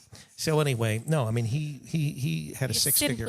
He had a six-figure income. He was like, I don't know, vice president of a paper company down in Cincinnati or whatever. So anyway, I said, I can get us out of the lease. I said, but we might make a little notoriety for a while. So we tried to open what we called the lingerie lounge. I remember that. Yeah, and it lasted 2 weeks, and we got out of our lease. But it worked. Of course, I was plastered on the front of the Wilmington News Journal for about a week. It was only open 2 weeks. Well, it never really officially opened, because the week that we were going to open, I thought you did open. No, It was open. The Saturday that we were to open, the city came in and did this super inspection, and so we never opened. But there were people lined up out the door to get into the lingerie part of, because we had we had the bar there, we had the bar upstairs, we had the bar, 2 bars upstairs, another one out on the patio upstairs. So 3. We had about 5 bars in the building, and I spent a ton of money. They were open for a week before that with people in lingerie, so I don't know why he's acting. No, like we they did do a weren't trial open. run, and there were some. Yes, for a week. I got some lingerie for girls from Wilmington College, and like one was a little. Yeah, She was a so little devil, and there was anyway, another one that was a so nurse. they- they but were but they were clothed better. Yeah, when the so college they girls were would open. wash cars on the point out there, where the bank is. They were open. They were more scantily clad there than they were in our lingerie lounge. And I'd already talked to my the agent, the liquor agent for this part of Ohio, lives You a in hoe. Wilmington. And you can say ho. Yeah, it's on the Anyway, list. anyway, the liquor agent lives in Wilmington. So I went to him and I said, look, what are the liquor laws about us doing this? He says, we have nothing to do with you having a lingerie lounge if they don't dance, if there's no polls. But if they dance, then the Ohio Department of Liquor, has control. And he said, so, if they don't, and they didn't. They weren't dancing. They were just prancing Not around. on polls. Yeah, no. So they it wasn't really a strip club or anything like that. It was simply and I did it, like I said, to get out of the lease, which I accomplished my mission. We were out of the lease in 2 weeks, and we never officially actually opened. What up, Heat Wave? Heat Wave's here. Steve Haney's here. How you doing? But anyway, I was interviewed. A skeevy man. And we had a little protest. There were some ladies. It was cold outside. They were out because it was a lingerie lounge. These ladies came and they were walking down the street in the front of Samuel Walker's in pajamas, which I thought was kind of cute. I invited them in. We took them into the lingerie lounge, and I gave them coffee or tea or chocolate milk, whatever they wanted, and we had a little chat. So I mean, there wasn't, it wasn't a real big deal. I mean, it was a big deal, but it wasn't. Todd Walker says, test run with scantily clad women. What a concept. What a concept. Well, ultimately, they said that we weren't zoned for an adult entertainment business. And the other thing is that considered adult entertainment, though? Well, I closed. think they were stretching it. They weren't. But here's the point. We had every deputy sheriff and Wilmington police officer. The first night we were supposed to open, we had them in the building. I mean, they came in mass. And they all told me, hey, we're coming back after this blows over. We'll continue to patronize it. This is what the police officers were saying. Yeah, sure, why not? But here's the thing. If you remember the video store that was out on the other end of town, they had an adult section of videos. Sure. And I went there and I picked up some videos. Oddly enough, all the girls were in them. Was what? No, they weren't. Anyway, I went out and I picked up some adult videos. One of them was called The Women of Walmart. I kid you not. And it had featured in this. Well, you weren't playing these. Yes, in the lounge. I was playing them in the lounge. Well, you were asking to get cited. So listen. I was trying to get out of the lease. So anyway, Yeah. He was playing had pornography. No, it wasn't in the it was not, lingerie it was, lounge. No, listen. Here's the thing. We had two huge big screen TVs, and on one of them I was playing The Women of Walmart, and they had these Walmart associates from across the country, women of course, and in this movie, and then the other screen was playing. It was actually a couple's video, and they had the man and the woman. And they were naked. You can stop. We get the point. They were in the bathroom Just stop. They were doing things like brushing their teeth. Okay, it's enough. We get it. I mean, it was harmless. Yeah, it's They were harmless. naked, but they were brushing their teeth. No one wants to hear this. So anyway, that's what happened. It worked.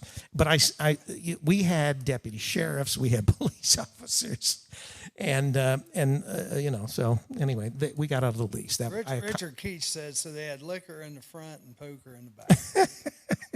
No, that's no Charlie poker with his in the back. mistletoe. Yeah. But anyway, That mistletoe though. But literally, there was a girl that she was like just barely out of college. I think she went to Wilmington College. And at the time, the Wilmington News Journal, she was the editor. And so she was coming out literally on a daily basis interviewing me. They had a picture of me in the lingerie lounge, that was plastered across the front page of the newspaper. Did you have like girls in lingerie around you for the picture? No, I did not. That would have been a good idea, Charlie. I missed out on that. Just- Where's my marketing all right. skills? But I was getting back to the video store. The lady that owned the video store, she apparently had been given a lot of static. You somehow accomplished more in your life since then. So Yeah. Well, this video store owner, she had been harassed because of her adult section. And what she wanted to do was she was trying to get a special section with set aside so that she could build a room so you could, the videos were back there. Right. And she ended up on the front page of the News Journal the same way I did. But this was years before. And when I ended up doing this, because I had used the videos from the video store, because I was telling them, hey, these videos can't be, not appropriate because I got them from the video store right here in town. And she said she didn't want to go through that again. So she said, I cannot rent you videos anymore. So I said, okay. I didn't want to get her in trouble. Well, what they didn't realize was I got this delivery from her video store. She says, I can't rent these to you. She actually gave me a bag full of videos so that I could play. But she says, I can't rent them. I assume these are all VCRs too, right? VCR tapes? Yeah, no, I think they were DVDs. Were they DVDs? Yeah, we were in the DVD era. But anyway, so, Sydney's not amused. We're getting moving I've only heard this story about 47 times. I could tell it myself. I never ever had an adult club. Yes, he did. Well, no, I've never had an adult club, so that wasn't the He'd business get I was off in. on this story quicker than he'd get off on me. Yeah. Okay. All right. Oh, She's just playing into the narrative. shot. So anyway, It's just accurate. that was the Samuel Walker saga. Yeah, yep. And we're to the top of the hour almost, Sydney. You got 5 minutes here. She's gonna wait her 5 minutes too. Well, help me out here, because let's get back here. Something that's non-sex here. I don't know the story, so I'm hoping you guys can fill this in. But all I know is this: that there was a big explosion in Baltimore? Beirut, Oh, Beirut, yeah. Lebanon, Beirut, right? Right. Does anybody know much? I don't know much about what happened. There were all kinds of speculations. They said that it probably was some chemicals that had been stored in a tanker or something there that had been there for years in the harbor, but it had something to do with the Soviets and. The prime minister resigned over this, didn't he? I mean, he's gone. Well, I mean, it caused a lot of damage, and people were killed, and people were hurt, and leveled. If you saw any clips on YouTube or Facebook, that explosion was horrific. I mean, I really haven't paid any attention to it. I've just caught it. That's why I was wondering if you guys knew anything more. Yeah. Sydney, you know anything more about it? I had nothing to do with it. No, I don't really know that much about So it. you don't know about. You guys were kind of like me. But there was an explosion in Baltimore. Did you see that? Yeah, leveled that like was 3 or the 4 gas houses? line or something, Yeah, probably. I yeah. assume. But I didn't know Meth lab, something like that. I Who didn't knows? know if this was like a terrorist thing that happened in Beirut, or if it Well, was there was just speculation that the Americans, us terrible country as we are, we were involved some way, but it Well, wasn't. We did have a hostage crisis over there. A Well, few decades ago. Well, and we had Marines, if you remember, that were killed in Lebanon, and but that wasn't the reason. I mean, the bottom line was, I think that there was the chemicals had been stored at the port and had been there for years, and there was some speculation that maybe the chemicals started to break down or something. That's what caused the explosion. I don't know. Couple of news on celebrity fronts there. Antonio Banderas turned 60, and guess what he got for his birthday? The coronavirus. Yeah, he got the coronavirus. So you mean he was out partying and then he ended up with the corona? I guess, yeah. He's got the coronavirus. He's the new celebrity for the week. Well, you got to have a celebrity each week have corona, And so then- it makes us feel better. Rachel Ray's house, I guess, burnt to the ground. It did, yeah. Yeah. I don't know much about that. That's all I know about that. Well, she and for those of you Was that she cooking? that's what I asked Rick Sydney. I said, said. I wonder if Rachel was cooking, and actually some people on Facebook, because if a lot of people, when I volunteered at Sugar Tree Ministries, Rachel Ray came in She did. and redid the kitchen. She's got fat, too. Have you And- noticed that? Well, she's Italian, isn't she? I mean, am I wrong or not? I mean, She's got- she's she's- on she's the weight. we call it thick, but anyway, she's a little thick. But anyway, she and what you would expect a cook, she probably eats too much of her own cooking. But she I'm not came trying to out. Put her down. I just hadn't Well, seen her in a I still while. have. I've got the DVD of the show that they actually filmed there at Sugar Tree Ministries. And of course, they did something at the Roberts Center as well. They had a what's it called, the Fray, or they had. Yeah, I was there back for that. back Yeah. then. It was a popular thing. But anyway, I was there for Jay Leno also. well, we were getting a lot of notoriety at the time at Sugar Tree Ministries, and it's interesting because I took the original phone call. I was the one that usually answered the phone at Sugar Tree and did the IT stuff and all that. This was after the lingerie lounge. I was doing my penance by volunteering at Sugar Tree for that, but trying to make up to the community, I guess. I was just curious. Did you try to get a lingerie lounge going there too? No. Or was No. it because the people didn't have any teeth? Yeah. Charm. But on, the Sydney. first Come call, on, that was the fun. first call that I got was originally from Feed the Children, and they actually came out originally, and then of course 60 Minutes came out, and they did not one but I think 2 segments at Sugar Tree, And so 60 Minutes, show. Glenn Beck was in town. That's when I originally met Dave, our friend Dave from Riding the Wave with Dave. Sure. Glenn Beck was in town at the Murphy and did a show at the Murphy. Maybe he even did an entire week. I don't remember. So we had Glenn Beck in town. This was around Christmas time, I think. We had Glenn Beck. We had Rachel Ray. She did her show. We were having celebrities left and right. And Jay Leno had been in, plus Michael Moore. 60 Minutes had been here. They came in, then they came back.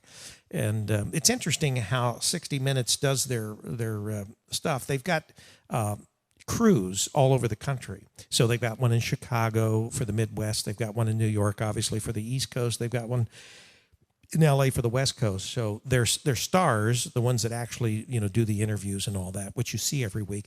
They're out of New York in most cases. But their camera crews, they come in from wherever the closest location is. So this crew came in from Chicago, to actually film and do all that kind of stuff.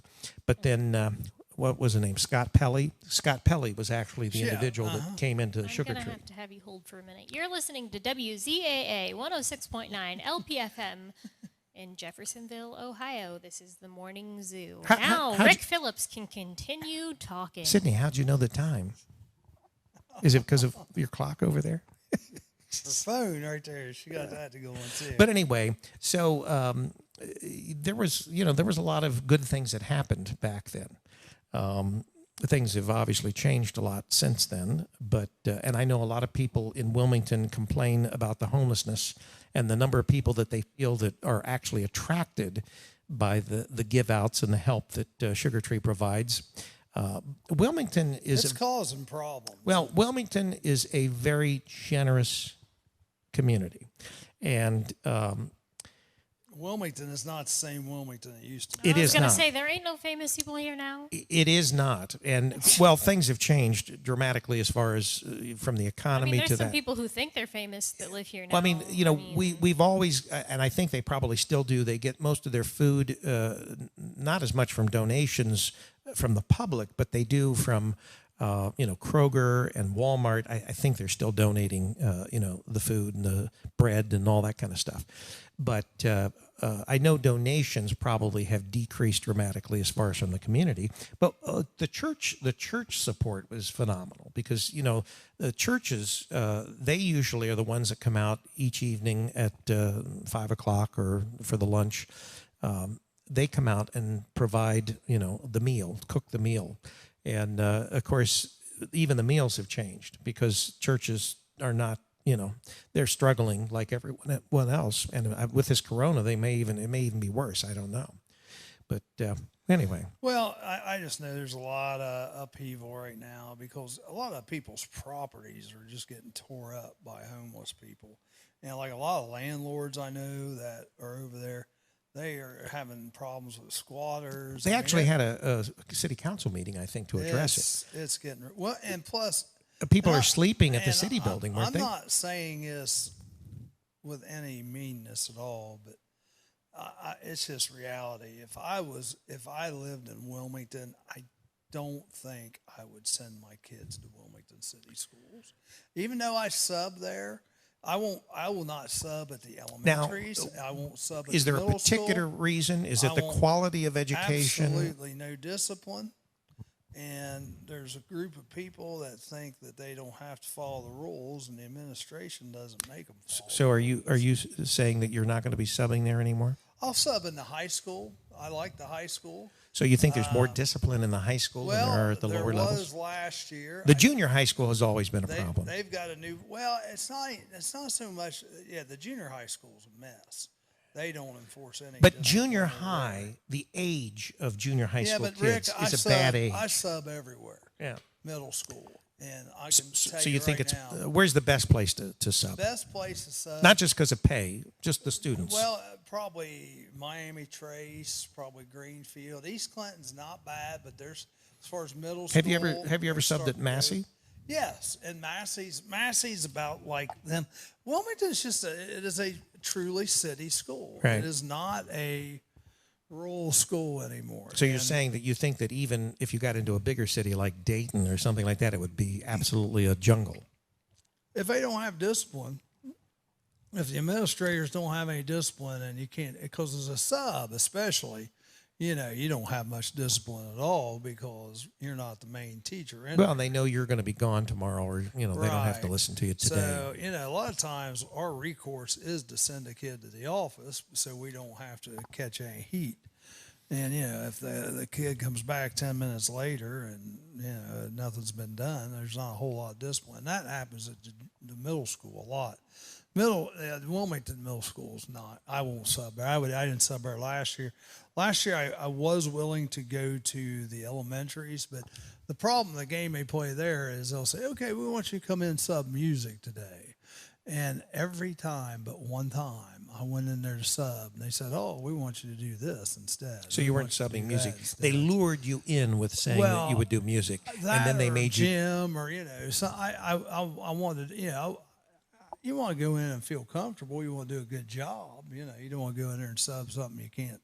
Well, isn't it hard if they're teaching English or science, or isn't it hard just to come in for a day and try to pick that up and do anything worthwhile? Not really, because, a lot of it's so basic. But also, the good teachers, they're going to have you set up. Basically, a good the lesson plan's already there for you, and you can. The sub will talk for about 5 to 10 minutes at the beginning of class. The class works. You take stuff up at the end, maybe, or they keep it till the next day. That's the way it should work. Now, a lot of times it does, and a lot of times it doesn't. But, so, Charlie, what do you think about distance learning? Do you think that this remote learning is worthless? Do you think it's going to be effective? Do you think it's going to do any good? Here's my feeling on it. It just puts more onus on the kid. If the kid will respect it and not cheat, it's fine.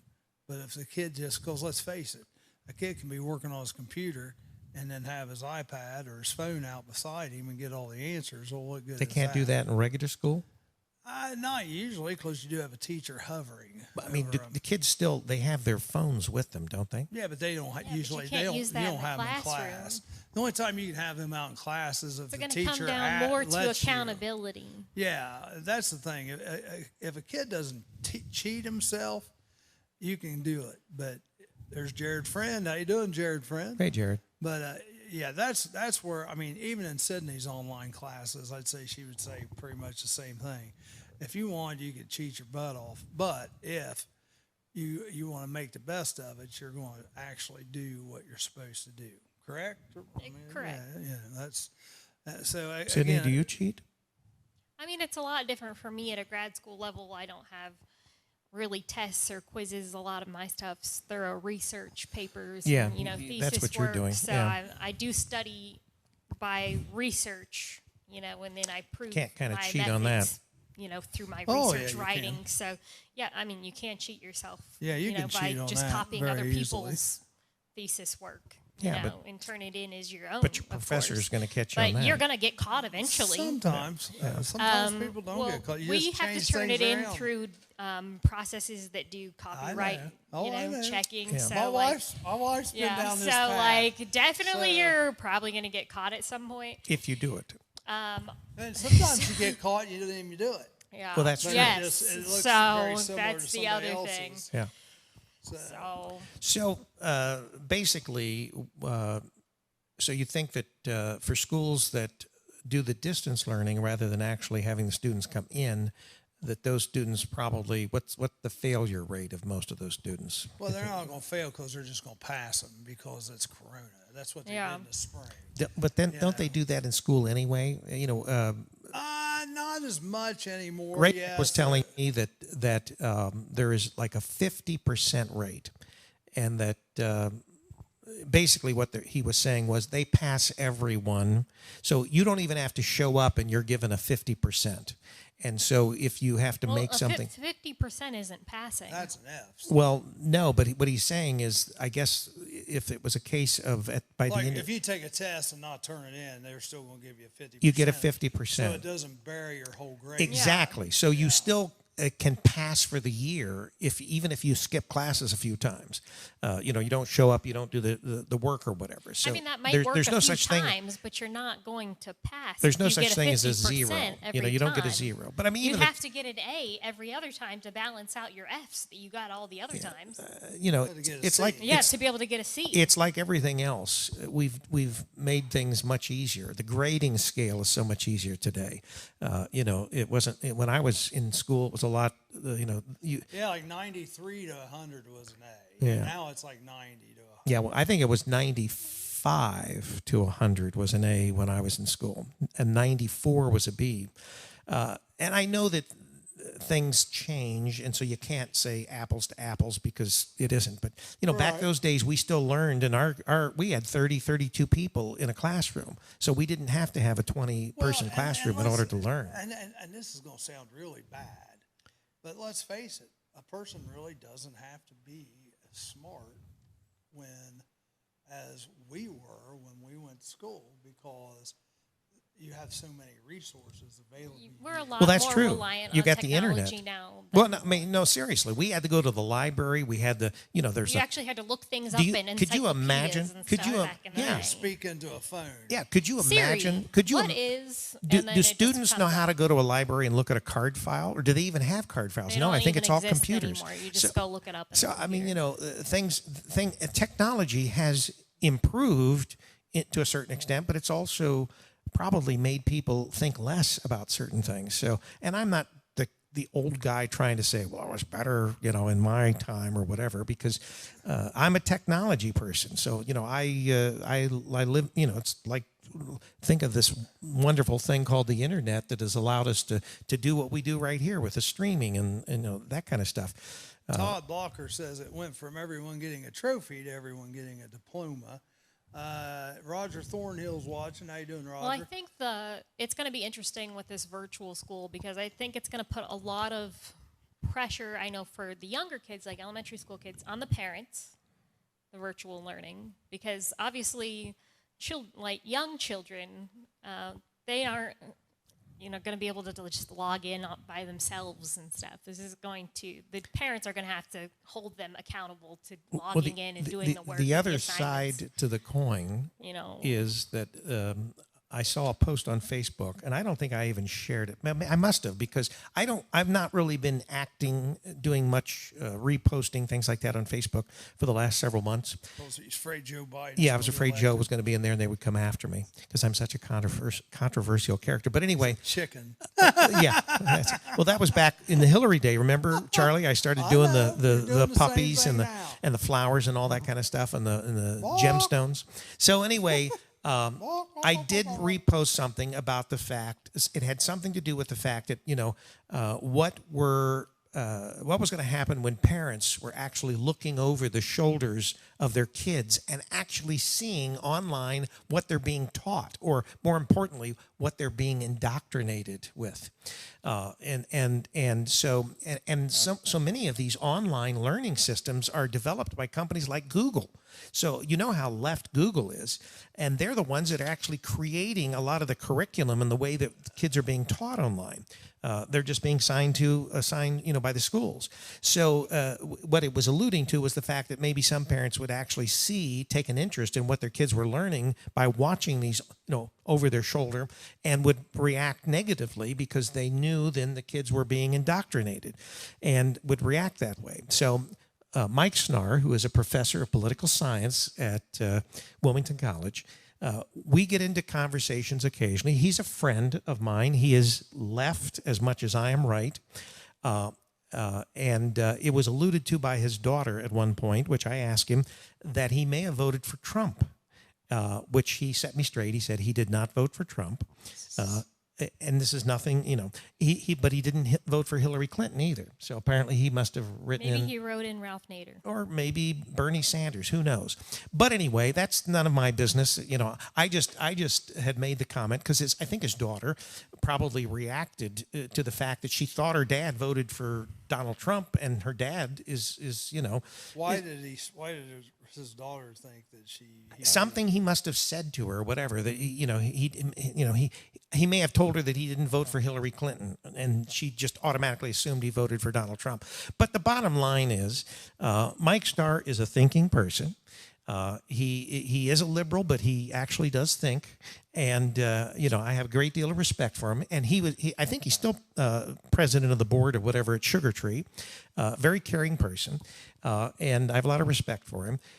And we get into these political conversations, but they're civil, and we talk to each other. Well, Are you going to get to the point? Well, the bottom line is this time. It's like 20 minutes later. Well, what I was basically saying was this time we didn't do this on Facebook, has had this discussion about liberal professors. Messenger. We were on Messenger, and I thought that was kind of interesting, and that's why we talked about who he did or didn't vote for. But anyway, so I think that any way you look at it, there is some question about indoctrination in our schools, and I think that Mike Starr even probably realizes that, because he basically said, well, especially at the college level, that's what everybody thinks, that our kids are being indoctrinated, into the leftist, and it's true, they are. I mean, I told them for sure that Sydney, her professors seem like they were about half and half. Some of them are conservative, some of them are liberal, but at least at the school that Sydney is taking her master's degree at, which is Full Sail in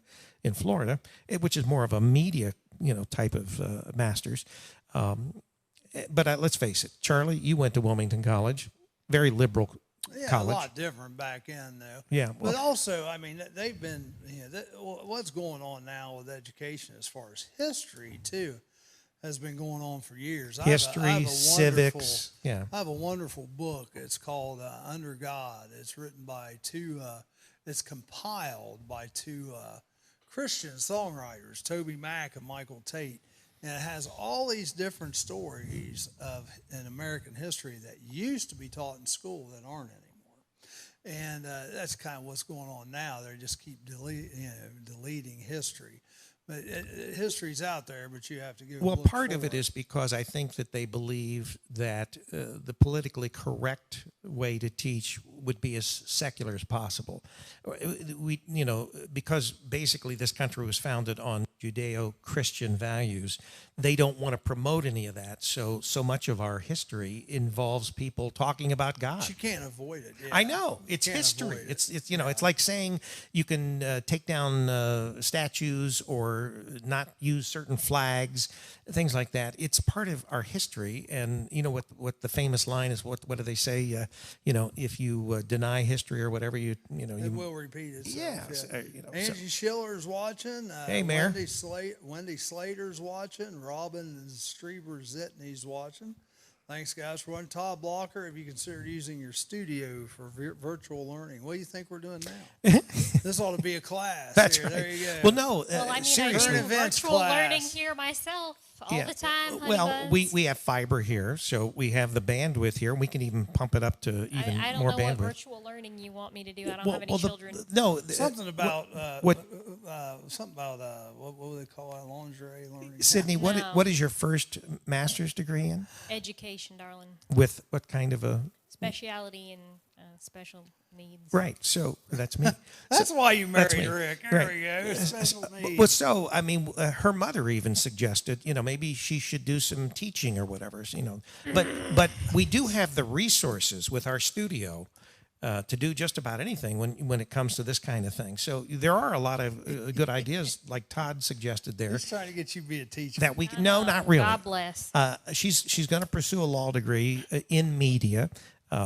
Which she has to wait a year. Technology. Yeah, so I think that would be a good thing for her to do.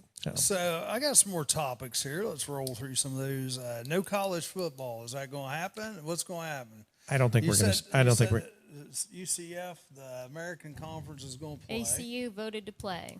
And the Big Ten, they voted already, you said? I think they voted on Sunday. They voted Sunday. I don't know. Are they playing or not playing, though? Well, they voted Sunday. They haven't released the information. Yeah, the information was supposed to be released Tuesday. But So we'll find we out. haven't heard. So. But at the same time, there was this hint of a threat by Ohio State that they might play in the SEC this year. if Now, the Big Ten wasn't going to play. but the SEC would have to agree to that too. They're not yeah, going to like just. they're just going to not let And OSU in. I don't know whether that would be a smart Well- thing for the SEC because they might just get beat up. I tell you, it wouldn't be a bad thing because you got to remember, like I said earlier, there's some schools that are just going out on their own.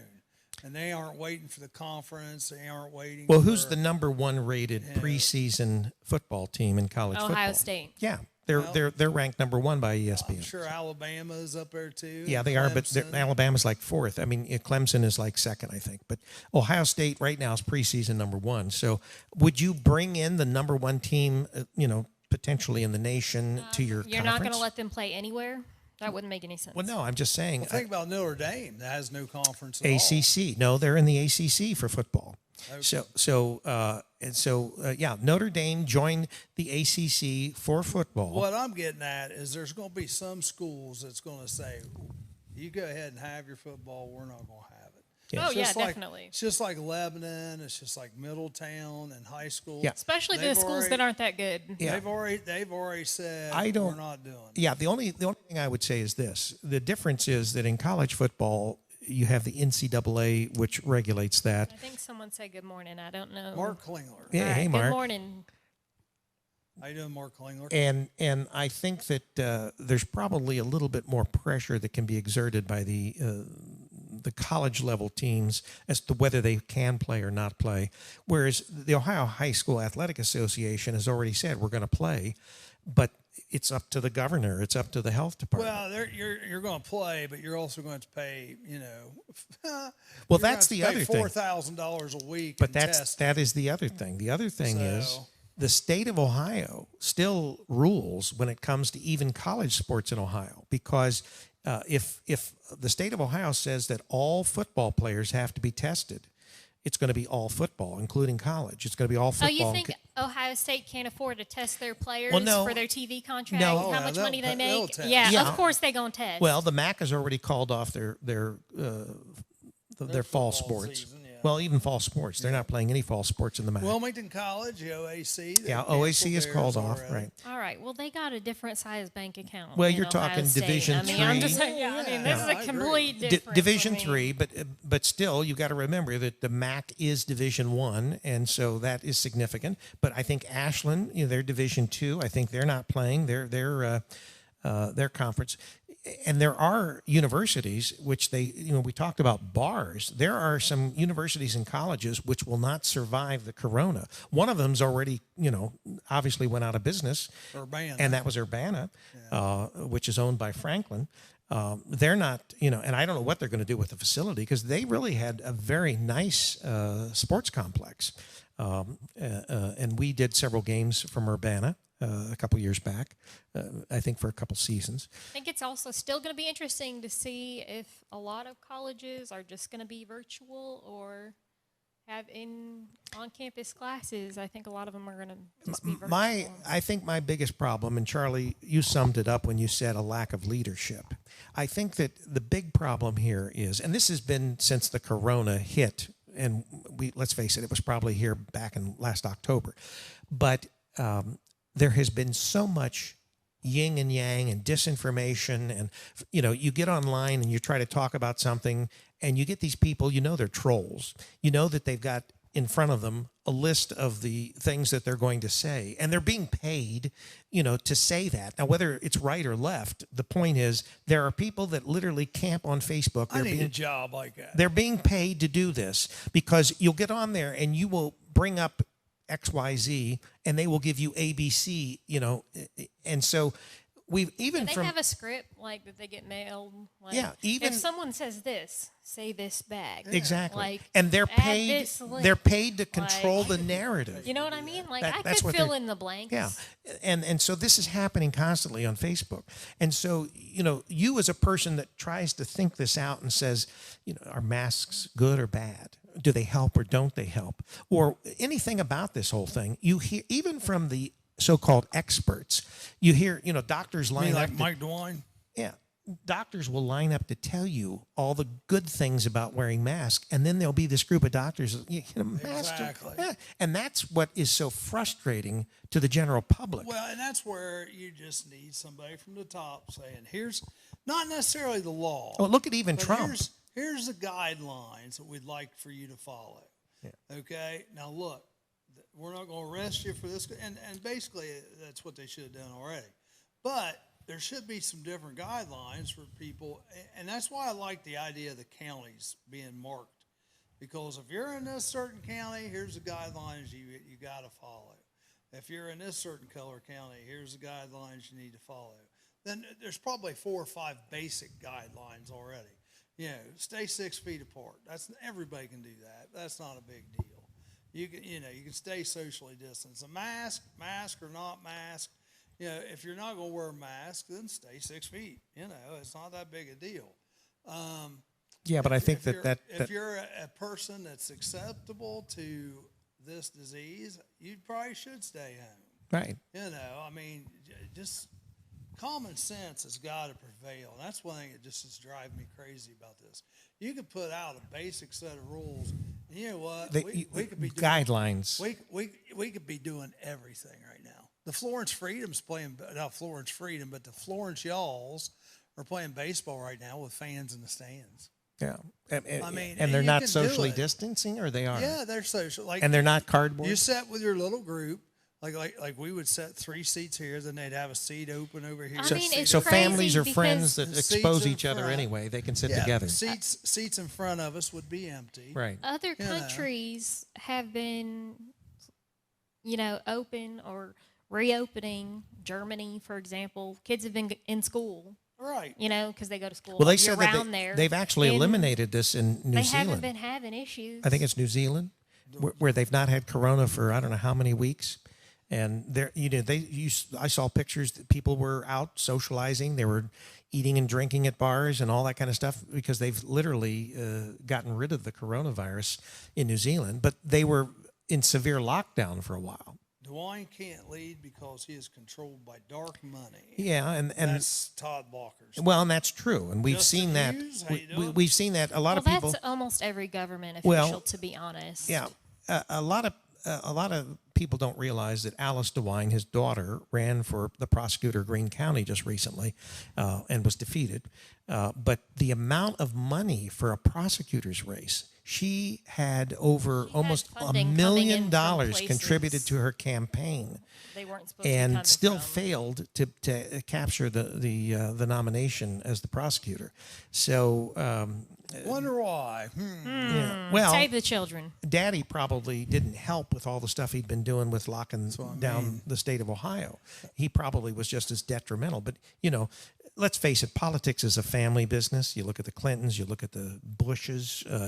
It's like they think that they're ordained, to Teflon. yeah, Baby to Teflon. run our lives, and their kids are ordained to take the family business like you would a supermarket or a grocery store or whatever. What's your guys' thoughts on yesterday? Trump's getting ready to have his press conference. He's into the press conference, and the This Secret lone Service shooter comes along. Secret and Service runs. him decides down. he's going to break into the White House. Well, But he was outside. yes, He did but shoot. that's Well- he decides he's going to try to. I don't know whether to they storm the actually grounds. established that the person was trying to make their way onto the grounds or not. I don't think so. Lone gunman. Yeah, and so I don't know, because not a lot has come out about that. It's been sort of kept under wraps whether someone was trying to penetrate the perimeter of the White House or not. But obviously Trump was there and he was having a All news I know conference. is man had a death wish.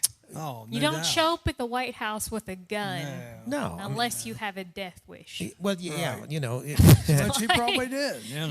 You just don't. if there's any place on the planet that You is don't secure, go with yeah, a gun. yeah, that's the White House.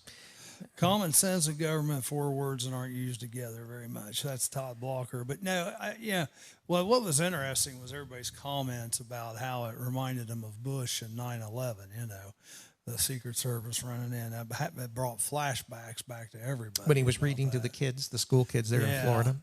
Well, I think that the next question we have to ask ourselves are we being prepped because I told you I think that with the way DeWine's plan has worked out, he gets everybody's hopes built up for XYZ, and then he crashes them with his conference, and that may happen today. But it's the same thing.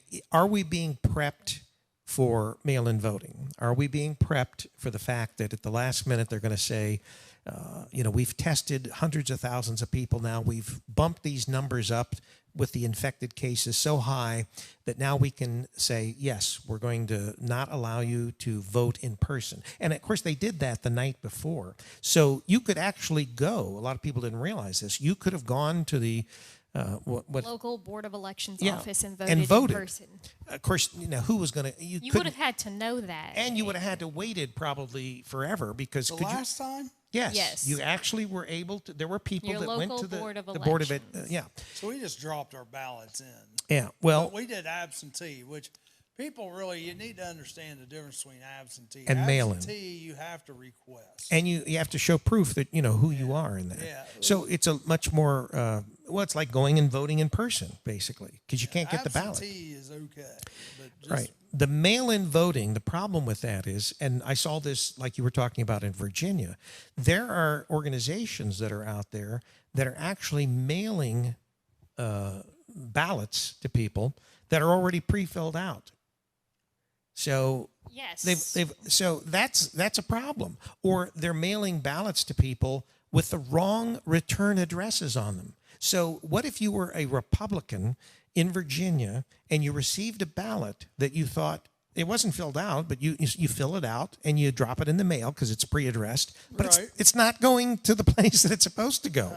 Your ballot is never processed. Well, and there's organizations literally out there trying to change the election by doing that. Trump, and as long as all that can be proved, I mean, there's all the reasons in the world not to have mail-in. Okay, ballots. so let's take this. And you're not going to double check that that's the actual address of your board of elections office or something, because you're just going to assume this is like everybody's busy. Okay, so that's the other thing. There's varying degrees of conspiracy theory here, but they're saying basically this, that Trump cannot put off the election. We know that.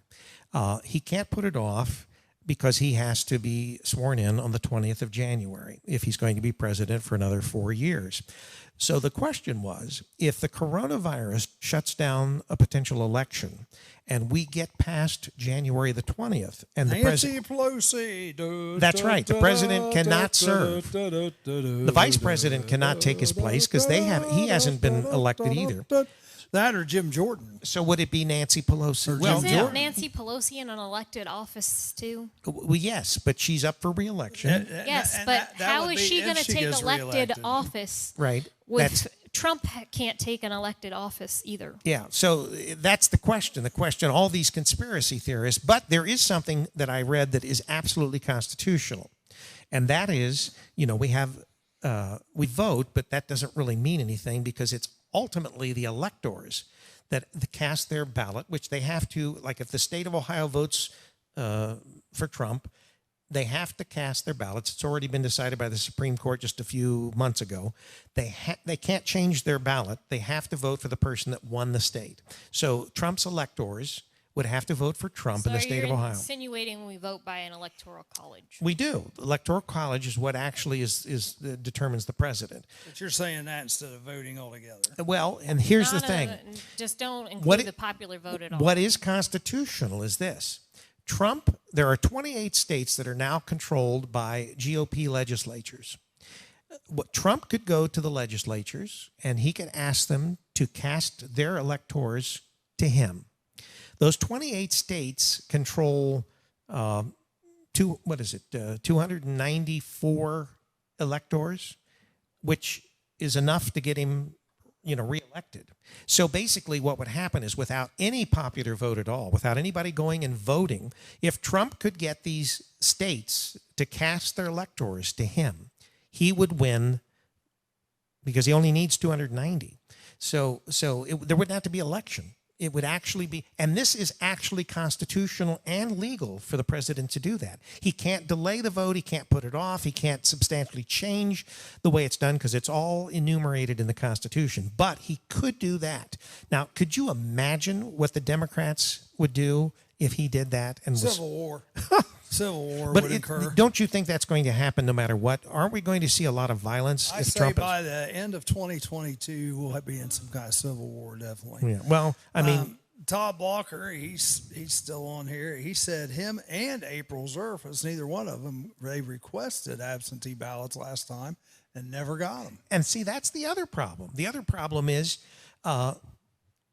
who controls whether you get that ballot or not? Well, the post office has something to do with it because obviously, and the question then is, we've seen even where postal employees have done things with the ballots. We've heard, the stories about the postal clerk, and that's why they say go postal, where they've dumped mail into dumpsters, because they didn't want to deliver them. What would we do if we were talking about the ballots? I don't even think the post office is capable of 300. Now, okay, can you stop talking crap about the post office? I need to get my mail. I will say this. I did vote absentee, and I got my ballot in time, but it did You got seem... a cute post office worker. It did seem like it took forever to get the ballot. I actually called over there just to make sure that they had all my stuff. Well, all I can tell you is this.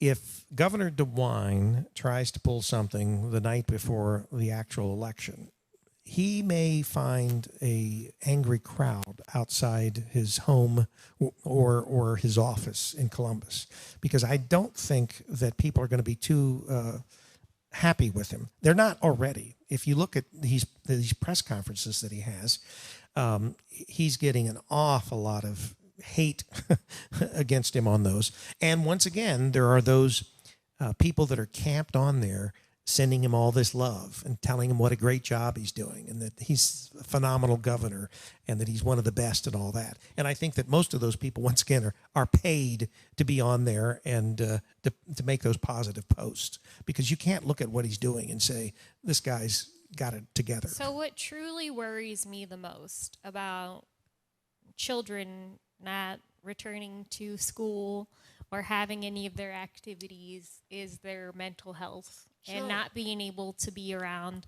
their friends or having any socialization at all. No interactivity is going to have them have an uptick in depression, anxiety, stress. I will say this, that kind of goes along mood with swings. This. The Sabina Pool has been open all summer, and they've had big crowds. And so has there been any corona attributed to it? Yeah, nothing I've heard of. Is that because of the chlorine in the water? I don't know. I don't know. Well, wasn't it someone that suggested that Trump had said drink chlorine? Something like bleach. Yeah. Bleach. Wasn't that something? Oh my.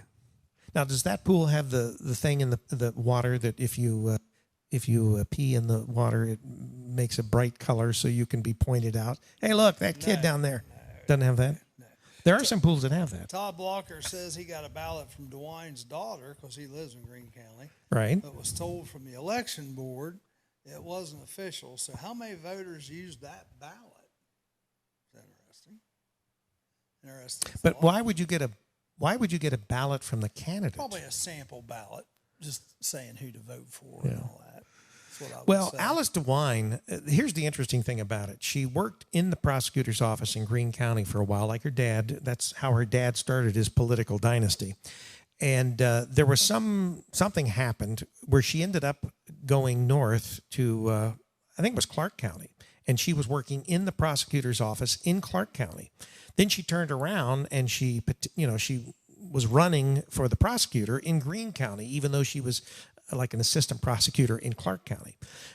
So I don't know what that was all about, but obviously there were a lot of people that did not want to see Alice DeWine follow. She's a registered Democrat too, I believe.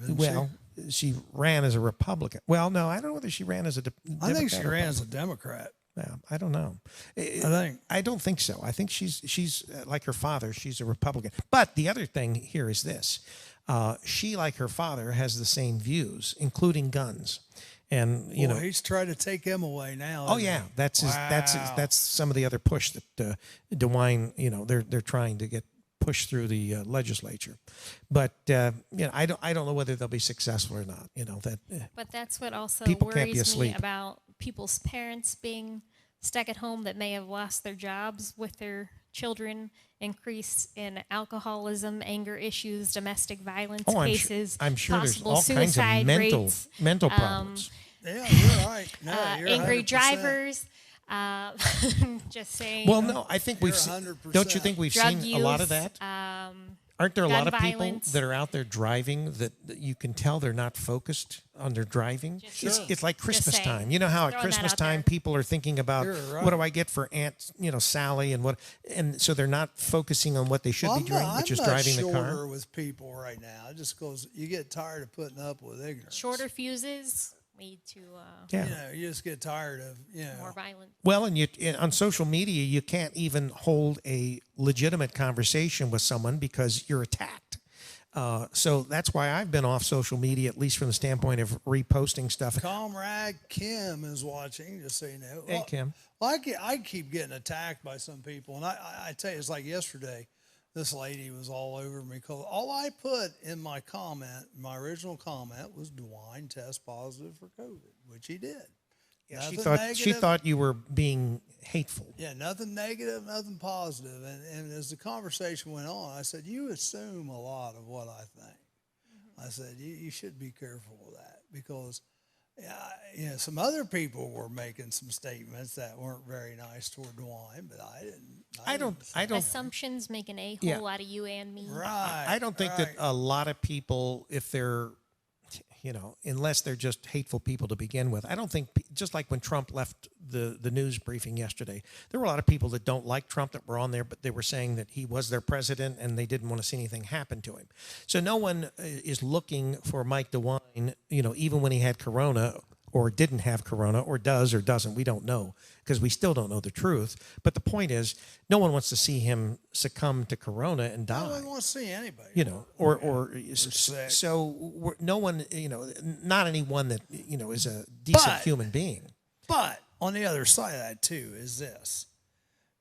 Don't be telling me how I'm supposed to live my life and be all this healthy and all that when it's not working for you.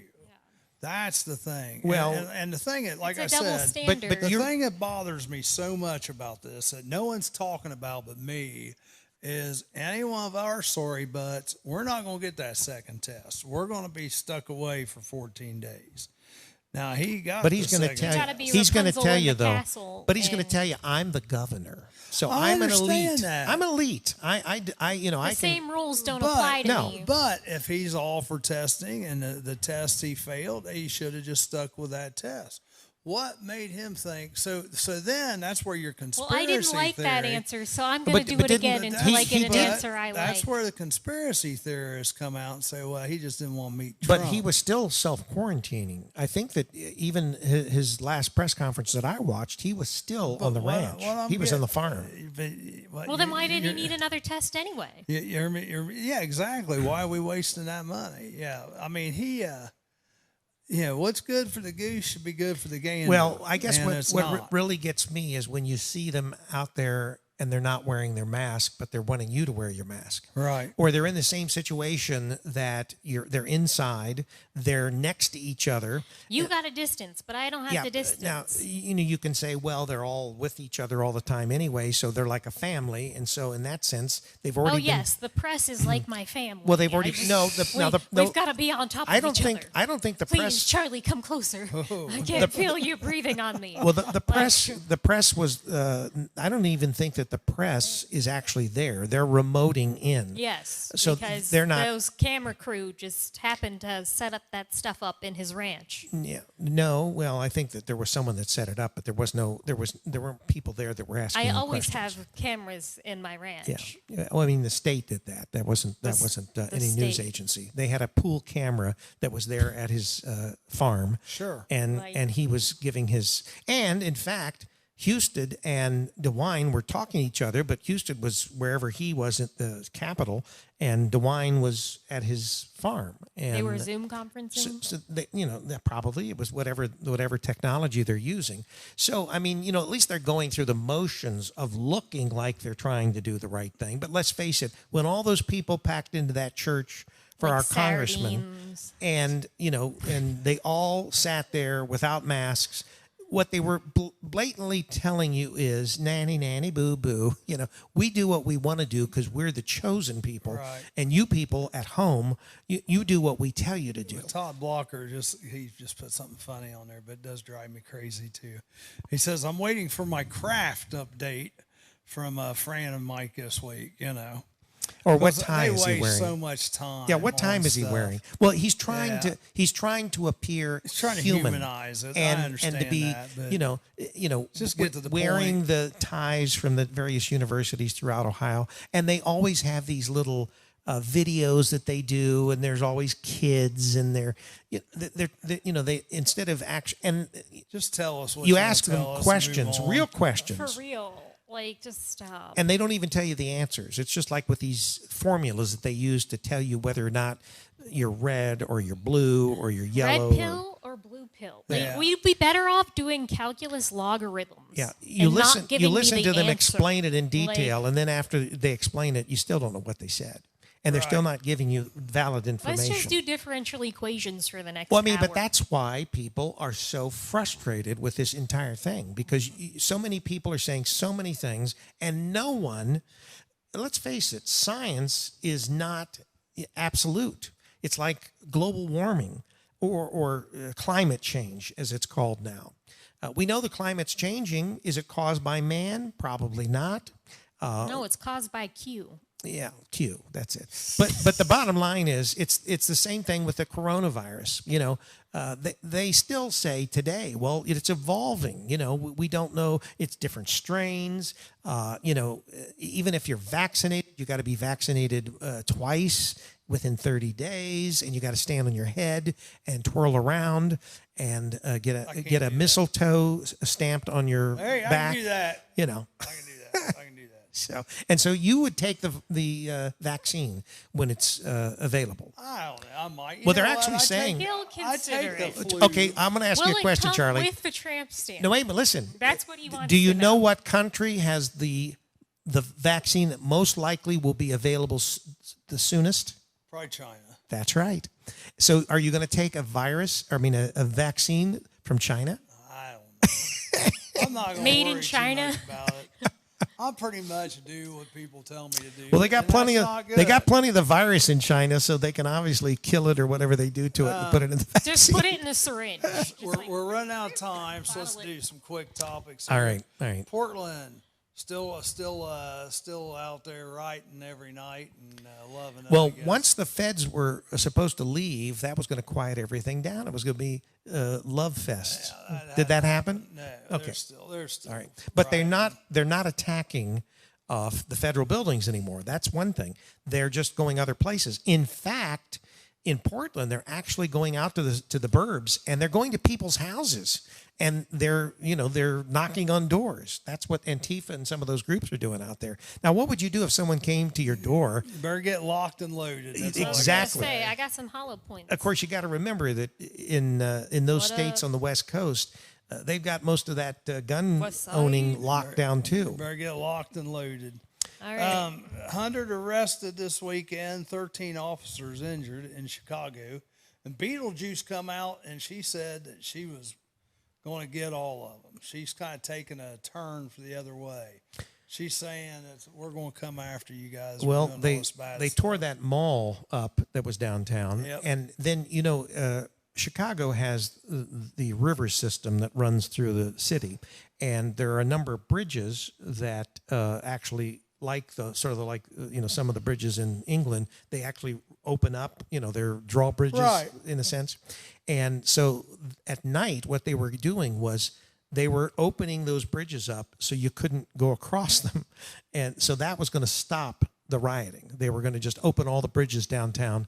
Now, I don't know what it would do for traffic, because Right. you obviously couldn't. And then think if I own a business and you're not letting people come down to my business. Exactly, but it doesn't matter. Most of the businesses in Chicago are probably all closed anyway. I mean, it was pretty They're funny. locked down. In my virtual class last night, my professor was like, "Oh, we should defund the police," and I was like, "What? So the entire country can turn into Chicago?" So wait a minute, you're conservative. No, he's not conservative. Oh, he's a liberal. I thought you So said he was what did he conservative. say when you said that? No, and I was like, and he was like, "Well, why does everybody just immediately think everywhere would turn into Chicago.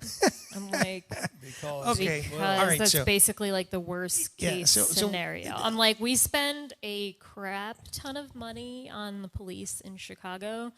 Guns are illegal there. They probably have like the most guns, the most crime, and we spend like the most wait a money minute. on police in Chicago, yet they have some of the highest homicide rates there are. Beetlejuice, tell him to go back and listen to Beetlejuice's So Maybe what you should do is, if you're going to defund the police, you should make it a law that everyone has to own an AR.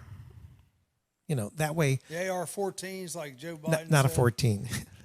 That's what he called it, the AR-14. Yeah, I know. he's a So there's that. one shy of a full deck. Anyway. But so if everybody had a gun, if everybody possessed a gun, then there would probably be a lot less crime. So maybe you wouldn't need as many police. True. That's my Biden- thought. Biden's supposed to pick his vice president this week. Who's it going to be? Susan Rice. Oh, I hope so. Yeah. Because Well, no. Here's the they'll do so much opposition research. Well, on here's her. the conspiracy theory about Susan Rice. Susan Rice knows where all the skeletons are, where all the bodies are buried. And so the thought process is this. If Biden chooses Susan Rice as vice president, her sole purpose and job will be to bury everything so that nothing continues as far as any of these, the things that are being brought out, including the pedophilia and some of the other stuff as far as Hollywood and a lot of our elites that are part of these rings. That'll all disappear. And so that's the thought. The thought is that she most likely would, and they would take your familiar girl and make her attorney general. Because Kamala? yeah, she would be in a much better position with her background as being a prosecutor in that, in being able to do that. And but you're right. I mean, in honesty, none of the women of color that have been talked about to be, and the one is an avowed communist. The one that what's her name, Banks or what? Bass, yeah. So it's like the candidate for the Dems. They couldn't have picked the worst guy. Well, the Communist Party has come out in support of Joe Biden. Well, so is China. But I mean, China doesn't get along with Trump, obviously. Does anybody ever think about this? With all these people that hate Trump so much, particularly certain countries like Russia, like China, and they would rather have a Joe Biden. Why is that? Because it's like anything else. If my grandmother gives me everything I want, but my parents don't, who do I love more? Granny. I love Granny. Well, it's the same thing with Trump.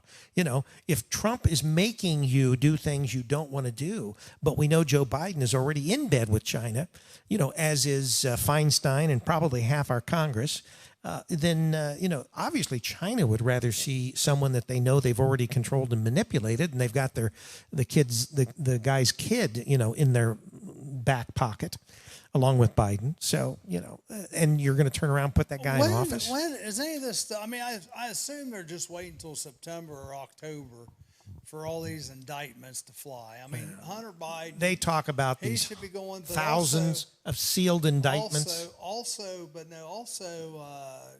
what's the guy's name? It's doing the investigations for Barr. He. Oh, you mean the name escapes you? Yeah, his name's the guy that's prosecuting like all these people that have done the Russia deal. That Right. He's gonna get. I mean, they're going to get taken down. Well, they won't. When's it going to happen? But they won't unless it happens before Trump leaves office. I think it's going. No, I think they're already. I think they're just kind of. Well, they waiting. said that there's apparently thousands of sealed indictments just waiting to be unsealed at a certain time. I think they're waiting for like October surprise. Yes, October surprise. Well, they're saying September maybe because. Oh, my graduation ceremony got canceled. It's now going to be virtual. Yeah, but it's still October you're still going to surprise. graduate. Yeah. There you go. They said they'll mail me my cap and gown if I want it. Yeah, so. she can they'll mail her a cap and gown she can wear for her virtual You got to do a graduation. speech, right? Well, if she's the valedictorian, which right now that's where she is. She's valedictorian of her class, So you'd be able to do a speech. meaning she's a big suck up. So what can I say? Oh. As long as I don't screw it up in the next That's why. month. That's why she's online with her professor for 2.5 hours on a 1-hour class. He didn't actually get offended when I called him a libtard. He said, I don't get offended when you call me that. Well, he used to work for ESPN, didn't he? Yes. Yeah. See, I thought you thought that the first time that you had him, because this is the second time you've had him, that he was conservative. Because he actually is impressed by my conservative writing. Oh, well, of course. Instead of Black Lives Matter as being the, Yes, but the Jupiter- hashtag now, have you noticed the hashtag Save the Children is yeah. being blocked actually by It's being Facebook. blocked, really. Twitter, Facebook. It's yeah. being blocked. I No, saw yes. it on No, they're Facebook, blocking yeah. it. Yeah. Well, you can make the hashtag Save the Children, but it will not come up as a trending, like you can find other people's linked Save the Right. Children hashtag. They're blocking it. Like They're when shadow you click on banning the it. hashtag, It's shadow it will banning not it. take you to other people's posts that Right. have used the hashtag, like every other hashtag. Really? Yep. Yeah. Yep. Well, I mean, they say Zuckerberg was one of the people on the list. So why wouldn't he be protecting his butt? Yeah, but Because still. usually when you use a hashtag, you can click on it and will take you to all the top trending posts Right. that have used the hashtag. Right. You know anything They about are social media? shadow banned the hashtag. Yeah. So So doesn't actually click through to the top yeah, post. and this Q, I like you. Yeah, be yeah, careful. except that once They again have they were shadow talking. banned Q Yeah, and they were- eliminated all the top trending Q profiles on Yeah, Twitter they're starting to crack down on this. That's Q. why they're going to Parlor. and Reddit. Yeah, So look Reddit. for Q on Reddit. Yeah. So Subreddit. anyway, Q. once again, now can you imagine what's going to happen Just if Q. Biden were elected? R When it backslash comes Q. to freedom of speech, when it comes to any kind of opposition, it'll all be shut down. It'll be shut down through the FCC. There'll be programs like ours. We'll have to talk about kitties and rabbits and gemstones and things like that. We can do that. Well, mean, I don't see why not. we'll do what we got to do. That's what I say. In fact, all this stuff as far as the trafficking of kids and all that, that'll all go away. All this will just disappear. By the way, I posted a public service announcement about human trafficking that you can go watch on letsgetpersonal.com. Her website. There you go. Yeah. There It's you Sydney go. Alexis Phillips. Yeah, That's me. That's her. That's her. Yeah, right there. At least until she gets her vision back. The cream of the Oreo cookie today. The rose between two thorns. Well, hopefully this next week, Kim will be back, and we'll be back to the Fantastic Four. Yeah. The zoo will be complete. Well, hopefully my appointment's not in the morning next week. We'll let you know. Yeah, but if we don't, we can shift the day. Well, if it is, we can, just maybe We're go over flexible. to- We'll let you know via static Well, when let's the see. show will I be don't next think week. I could do it Wednesday next week. I think next Wednesday. Like you said, we will post a static and let you is know when next week's show my will daughter gets her wisdom teeth yanked. Oh, she's finally going to get him pulled. Finally going to get him pulled from the guy in Washington Courthouse. Yeah. So who's paying for this? My insurance. be. She still hasn't applied. No. You need to I contact gotta her. tell her again. You need to talk She to her told me more she was often. good. She needs some big sister leadership. I saw you posted one of those flashbacks or whatever on Facebook. Yes. When she was younger, and Yes. I thought, boy, I can remember She's that. changed a little bit. She has hasn't changed she? a lot, She has but, changed. you know, a she little grown He's up. posting flashbacks of all my food. Yeah, well, that's all That's all he posts. That's all flashbacks all. of food. Anything is ever on my timeline or whatever. You need to be like daily consulting my daughter. Well, yeah, Daily the only consulting. Well, flashbacks just I've got talking, are you know, sports and what's food. going That's on. it. They don't flash back to any kind of civil disobedience that I'm involved in or anything like that. It's Yeah, just because always you food. got chicken. Yeah, You yeah. deleted Well, if you all think that if you think that's the way it is, just wait. If Joe Biden were president, you'll see. First of all, if Joe Biden gets elected president, after 6 months, he'll no longer be president. Probably because less they'll than move- that. They'll move whoever the vice president in as the president. Could you imagine Susan Rice as president of the United States? Well, it's scary. Might as well just move to Cuba. It's scary. And Well- and who are going to be the people that vote for Joe Biden? They keep talking about women because There's- they're saying right now even young people are waking up and they're more inclined to vote for Trump if they're going to vote I at think all. Trump's going to win. Don't get me wrong, but Yeah. there are a bunch of liberal people out there that it's not so much that they want to vote for Biden. It's just they don't want to vote for Trump. Yeah. Well, then Because stay Trump, home. 'Cause We'll Trump do the is- rest. You I stay keep home. telling people that if they don't want to vote for either, they can always write in Ralph Nader. I know he's not running this election season, Well, it doesn't matter. but he's run so many other times. I'm sure he'd show up if he got elected. Is he alive? I'm not sure if he's What still about Betty alive. White? Is Betty White still alive? Yes, she's still alive. Well, write her name in. Betty White. Write in Betty White. She's still alive right now. What about Vote for Ruth Trump. Ginsburg? Is Ginsburg still alive? Don't for vote Trump. for her. She's a crazy liberal. I'm just saying, is she still alive? Yeah. Yes, Have we but actually she's seen her? barely Have we alive. seen her? Do we know got she's some really kind of alive? like liver Yes. issue or It's something? like, what is that, Bernie or whatever? Vote Don't for Trump. vote But for Bernie anyhow, Sanders. listen, it doesn't really make any difference. But just that it's not like the question was why would people vote? They're not voting for Biden. They're just voting Against Trump. anybody but Trump. Right. Yeah. Even some rhinos, And Republicans. and that's a shame because, like I said, Trump. He's doing a good job because he's not only making the Democrats mad, he makes a lot of Republicans He's got mad. hater tots. He's trying to do what he thinks is best for American people. Remember, he doesn't need this. He doesn't need to do this. He had a fine life before the presidency, and he'll have a better life after the presidency. Yeah. But it's 10 Time. Yes. Yeah. 10 o'clock. Where does the time go? It's been fun. It's been real. Yeah, we've covered a few topics You've here. been listening to WZAA I want the last word. 106.9. We'll give it to Charlie. LPFM. It's in August 11th, Jeffersonville, Ohio. 2020, and Barack Obama is still the most corrupt president ever in the United States of America. And we will end with that today. Well, remember, there could be Michelle could be the vice president. I mean, Michael. All right. All right. So he's getting ready to click us off the radio, click us off YouTube, and we will be off of Facebook.